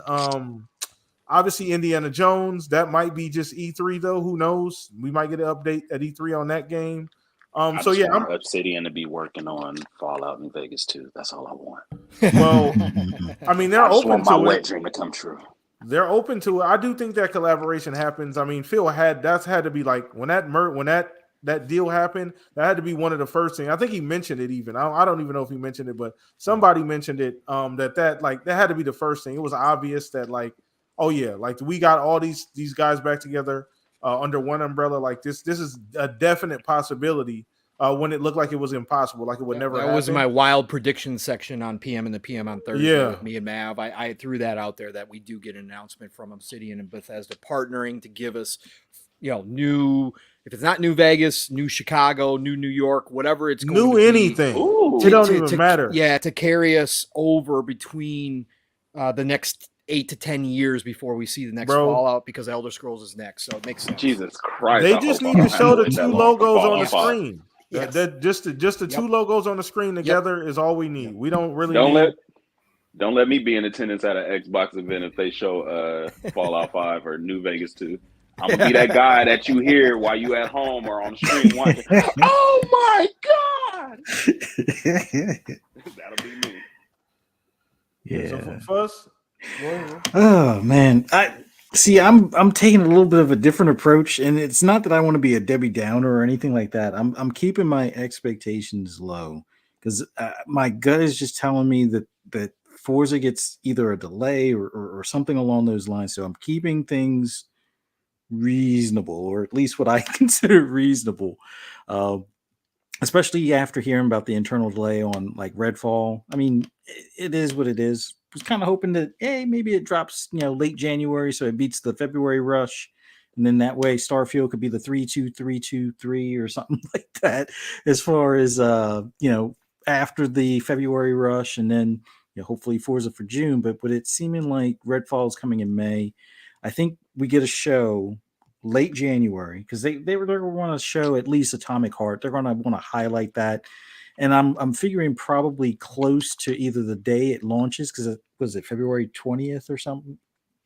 Well, not the day it launches, but at least like a month before it launches, we get something as a heads up. Hey, coming to Game Pass, day and date, and here's an updated trailer, blah blah blah, and here's some of the, if you pre-order it, here's some of the special content, blah blah blah. So that'll start off the show. They'll go ahead and proceed with Starfield, which, fingers still crossed that it does that weird date, like a 3-2-3-2-3. We get some more gameplay of that. After that, I think they also talk about some more third party in Game Pass day and date, like either Project Lana or not Project Lana, but like Planet of Lana or something along those lines. Because I think that might be a early March release date, or somewhere between February and March release date. And then I figure we get the date on Starfield, we get the date on Redfall. We don't get, like you guys have been saying, we don't get a date necessarily on Forza. We get more info on the Tango Gameworks, small project, and then I think we get kind of another third-party surprise in it, and I think that's kind of the main gist of the show. And at most we may get like a one more thing, like if they pull off that Apple moment where we do get to see a peek of either In Exile's game or Compulsion's game. But I think that's a bit of a stretch, only because I think they're playing everything close to the chest, especially until this ABK deal is finished. I think they still kind of play with their tail tucked between their legs kind of thing, but at least give us what's on the forefront or the immediate forefront in this show. But late January for the show. I think it's like 6 main games shown, and then we kind of wait for E3, and that's the gist of it. Okay. I think they might show off Perfect Dark. I think we might get an actual trailer. Ooh, that would be nice. That would be nice. Yeah. That could be the one more thing, because we're not talking about it, so nobody would expect it. That would be awesome, because I know there's quite a few people that have been waiting on that, and they've been radio silent, other than, oh yeah, Crystal Dynamics is working on it now, and then that's as much as we've gotten since then. But I know it's been kind of shaky at Initiative, but I mean maybe they've just been keeping their head at their desk. I mean, yeah, it's been long enough. I mean, we were expecting it 2023 or 2024, so maybe we'll get it, like, I don't know, real big trailer. That would be awesome. Fingers crossed on that one. I hope they do give us an update on that. Yeah. What do you guys think about? Shout out to Shane G and Chatty said, think we get a Forza Horizon 2nd expansion announcement. They need to. I would say that's probably going to drop hopefully in March, if not sooner. Because I mean, we already got Hot Wheels. That was kind of like their brand expansion. Now we need a location, which I don't know what they do as far as that location. Like, do they go completely fantasy again, or do they kind of do, hey, we're going to go a little bit further north of Mexico, and it'll be like, Texas with like the, what do you call it? The Circuit of America, basically the big road course track at Texas or something along those lines as an expansion, and have it where they've added a few more features to, the local roam and head-to-head races and things like that. But or even make it where you can do more of like the nighttime street racing type of deal. Although don't really think of anything on the outskirts of Mexico as far as that's concerned, although there are quite a few videos on YouTube where people drag race probably in the US and claim that they're racing on a Mexican highway. So I don't know if they want to go that route as far as the expansion for, just make it where it's like head-to-head racing on highways and stuff. But it would be nice if they show us something at this show, or even if it's not at the show, give us some sort of heads up between now and January, because that thing needs to drop here soon. Yeah. Agreed. I do have a question. Mm-hmm. Where the hell is GoldenEye? What happened to GoldenEye? Supposedly, I thought I'd be playing that for Christmas. Supposedly Nintendo held it up. Oh, supposedly God. Nintendo wanted to hold it up for some reason on their end. So that's the smoke behind the scenes. We'll see. I don't know. Again, for me, it's like whatever. It's going to be a flash in the pan for the most part. I think people will go back for the nostalgia and be done with it. But it's definitely something that has been out there that should have been launched this year, that should have come back. So it's got to show some point. I don't know if Xbox is going to show it first, or if it's going to be a Nintendo heavily marketed game, and then Xbox will be on the side going, yeah, by the way, it's coming to Xbox too and Game Pass. Here you That go. So that did we'll turn see. me off. That Yeah, Xbox isn't getting a online yeah, multiplayer. right. It's Mm. BS. It's BS. God, man. It's crazy, those old IP and their licensing and all that kind of stuff. That it's such a mess because back then they just did not set things up properly contractually, and so many people took pieces of the IP, and it's just like Yeah. it's crazy, man. And I'll add this to rumor came out. I think it was today. Yeah, it came out today. Idle Sloth posted it. Take it with a grain of salt. Don't know where the information is coming from, but Idle thought it was good enough to post. So he posted that there is from this. It's some foreign post. So I don't know. It looks like Spanish post maybe. Mhm. That Hellblade 2 will release September of this year, and Avowed is moving to 2024. So if Interesting. that's real and Hellblade, I mean, September is a weird month. I would expect later month than that, October, November, Mhm. more in line with holiday. But no matter what, if Hellblade 2 is launching this year and they're that close, then we definitely should see a ramp up to we've seen quite a bit, but we should see some more gameplay from them soon. So that could potentially show up as a surprise at the show. So because for 2 years in a row we got Hellblade at the Video Game Awards, so we might True. It's a good point. yeah. So this early show we might see it. So I just want to throw that in there. Nice.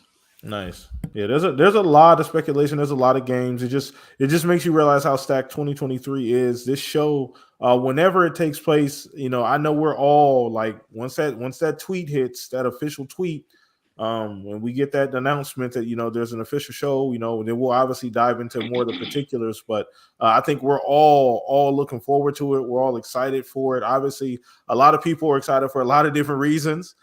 Some people are still praying on a downfall. Others, are actually excited. They want to see, what Xbox is going, going forward. So I think we're all just excited, to see what they have going as well. So before we wrap this thing up, chat, if you guys want to throw us a couple questions, we'll take a couple questions from you guys before we wrap the show up in full. But shout out to everybody who's been watching. You guys are amazing. Tim A, Talos, RSJ, Shane, Shonsu, you're amazing, mod. Thank you, sir.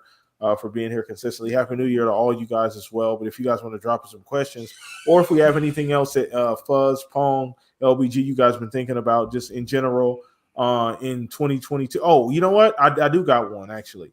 I want to ask you guys the most memorable gaming moment from 2022.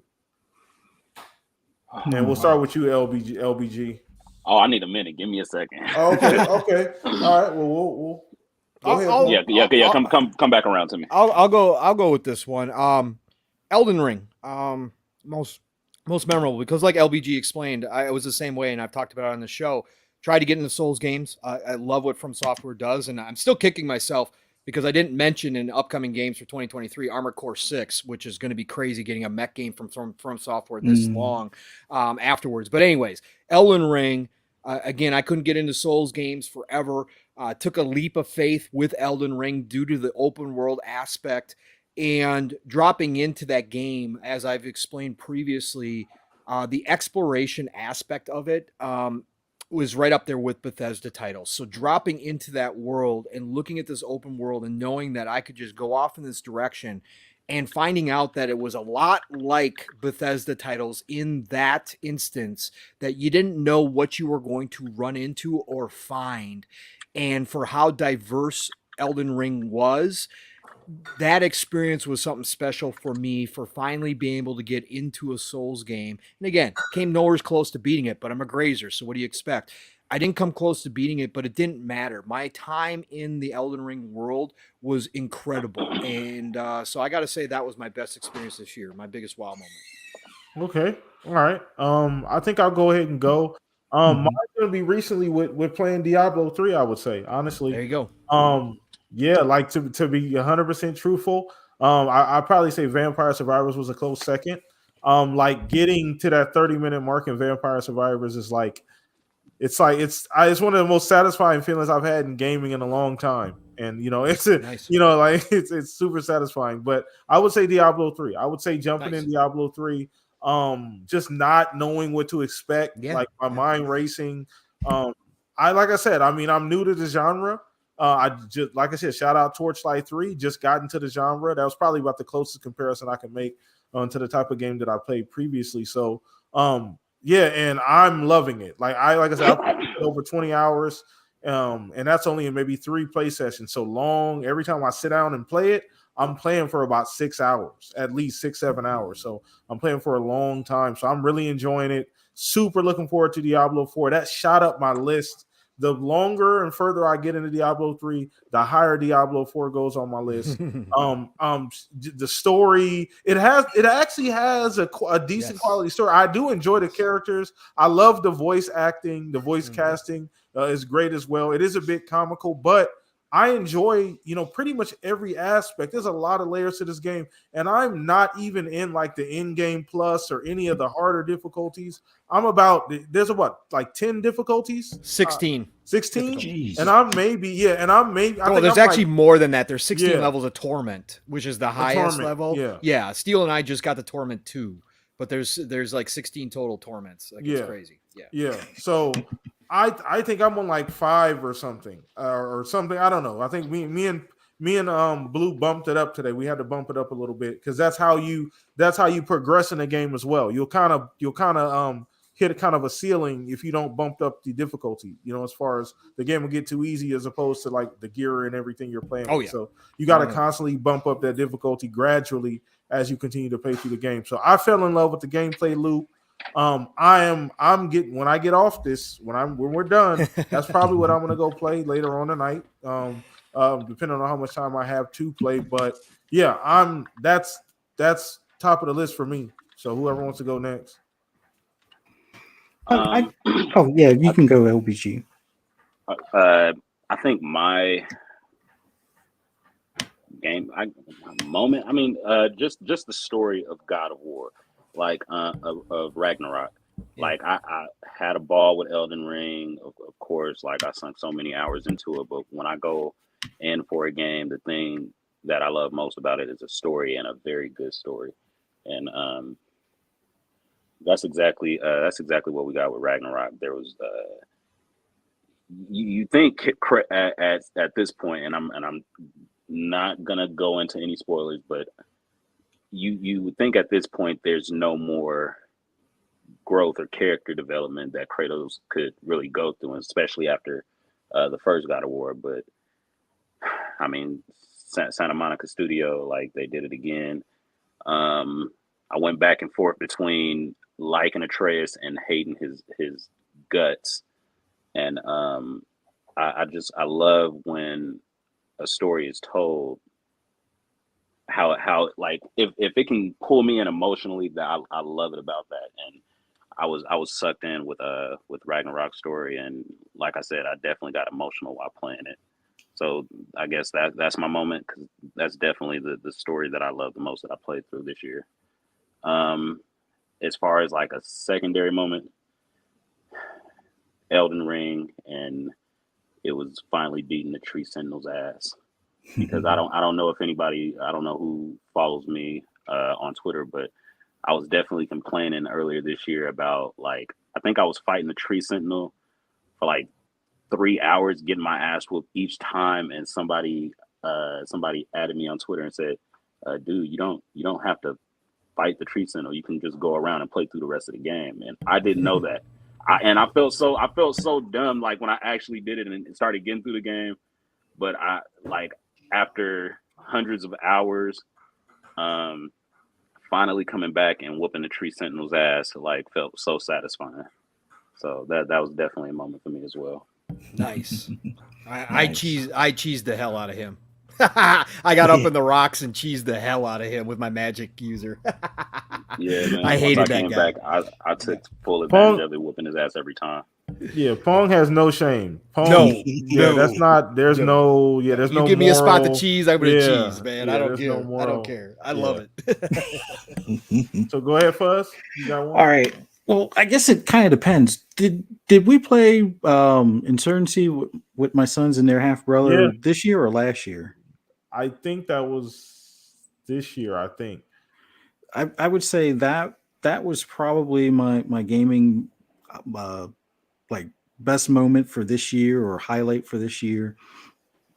We were all basically in a squad, and we're all kind of new at this game still, and I'm trying to like say, okay, wait by this door, and I'm going to cover this window, and it's like the enemies knew that I was playing, so they came in totally the opposite of every area that they normally would come in through. So it's like you're waiting by the door, the enemy's behind you, you get them. Then one of my sons takes the guys that are outside, and I'm shooting through the window, and then I'm dead, and y'all are still alive in there. But it was just fun being able to go through that as like a group, and it was my two sons, their half brother, you and me playing all at the same time, and that Yeah, I that to me was remember. like the highlight, just going through that game, and as much fun and then as much chaos happens in that game with grenades and rockets coming in and stuff like that. That was awesome. Just going through that this year, so that's my Awesome. highlight. Awesome, everybody. Awesome. So I think we're actually going to go ahead and wrap up the show on that note, man. It has been a phenomenal show. It's been a phenomenal year. We had a phenomenal guest just to wrap up the year. The chat was lit as usual. You guys are amazing. All right. You guys are super awesome. Once again, do us a favor down in the description below. Shout out to LBG. All his information is down there. Please go follow him, show some support, everything he has going on. Once again, he's trying to warm his way back up, kind of get back into the community. So, just show some love. We always support, all of our guests who come on and spend some time with us. But once again, it is a very special evening, man. Happy New Year to all you guys watching. Depending on where you live at, it might already be the new year. So shout out to all you guys that have already celebrated while we were doing the show. But let's go ahead and just get to our guest, man. LBG, you've been amazing. We had an amazing time. You've been an amazing guest. Glad to have you back. Glad that you picked this podcast to be your first one back, brother. Once again, the door is always open here. You've been hang down with the Shop Podcast since I started the show. So you one of the OGs. So I appreciate you hanging out with us. But let everybody know where they can find you, brother. All right, man. Yeah, you can find me on. I'm mostly on Twitter at THEE_LBG. I'm also on Twitter. Not Twitter. Shit. Instagram too. What's my Instagram? Topside_TONE. Yeah. I'm trying to think. Oh, yes, I am streaming on Twitch again. What is my name on? Oh yeah, I'm the LBG on Twitch as well. Don't have a schedule put together yet, but probably gonna start streaming like on weekends and stuff like that. So just follow me on Twitter and I'll definitely put that information out there. But Blam, thank you for having me. I appreciate it, man. I think I told you I was like a little bit nervous getting back into it because it's been like Yeah. 3 years since Yeah. It's a last little time while. Yeah, so I definitely appreciate you. Thank you for making me feel welcome. Pong, it was nice meeting you. Fuzzy, always got love for you. Yeah, man. Chat, thank you. You guys been very dope. It's been a very good experience being able to come back and do this again. Awesome, man. Once again, welcome here every single time. Chat, show some love. Go ahead and subscribe and go ahead and follow him and do all of that good stuff and check out everything he has going on. But shout out to you and your entire family, LBG. Shout out to you. Prayers and love going forward, brother. Everything you have going on. Happy New Year as well to you and your family as well.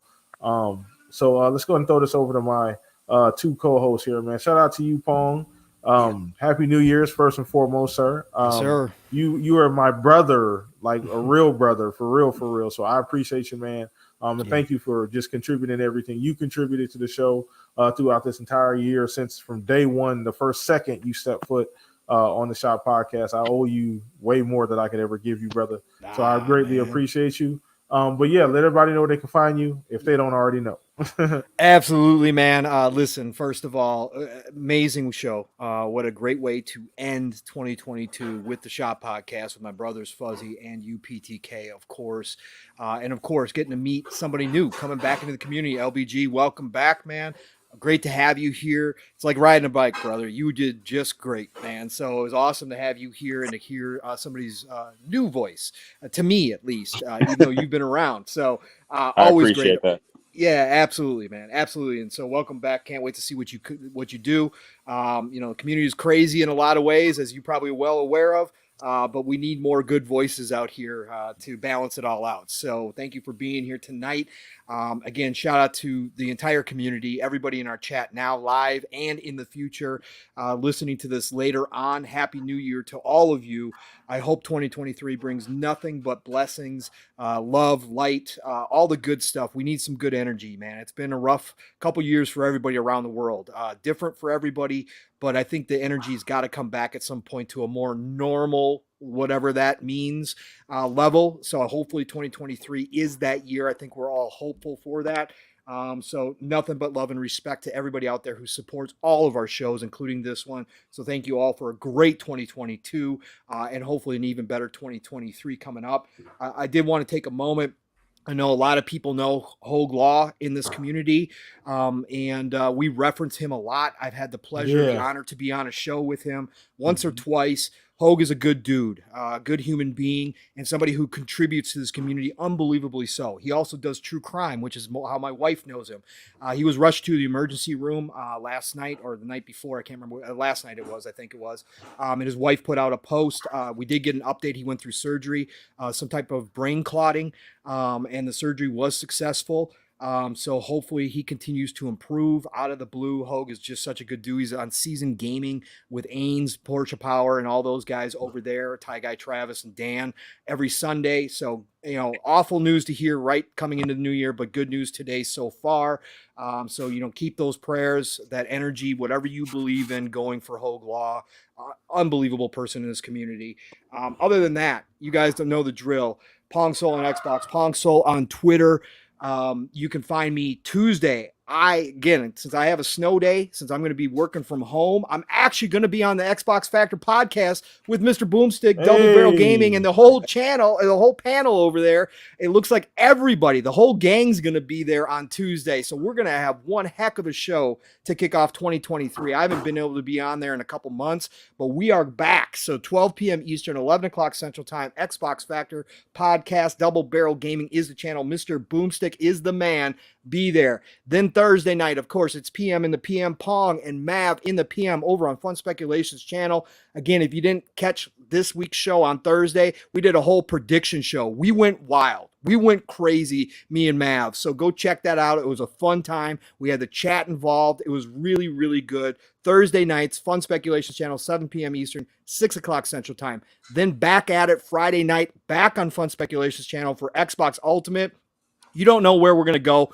We played a word game for like the first hour yesterday. Like it was crazy. Okay. So, but we're probably going to be back in the swing of things next week. Hopefully we get some gaming news. It was a light week gaming news wise, but you know us, we go left, we go right, we go up, we go down. So we laugh a lot. We have a good time, but we do talk gaming news there. So be there for Xbox Ultimate, 10 p.m. Eastern, 9 o'clock Central Time every Friday, Saturday morning. You guys know the drill. It's living split screen. My brother from another, Steel Rain, and I were back at it this morning. We went over 4 hours again, as we are wont to do. We say 3+, but 4 hours is the norm. We didn't have a show last Saturday because of Christmas Eve, so we were back at it. Go check that out. We didn't get to our mission 1K this year, but we got to almost 700. We're looking for big time stuff next year coming into 2023. So Steel and I bring the energy every Saturday morning, 10 a.m. Eastern, 9 o'clock Central Time. Living split screens, all one word. Tell a friend, bring a friend. We're going to be on. Steel put it out there, mission 3K for 2023. So we got a big jump to make. Okay. So we're going to make that happen. I like that. We're going to make that happen. Otherwise, be back here next weekend, God willing, Saturday night, the Shop Podcast with my brothers PTK and Fuzzy. Again, thank you all for a great year. Again, these memories being made in this podcasting community since I jumped in a couple years ago now are incredible. And thank you to PTK for being one of the first that gave me an opportunity to get on a panel. Appreciate you, brother. Bigger things ahead for 2023. Let's go. Everybody, it's the golden age of gaming.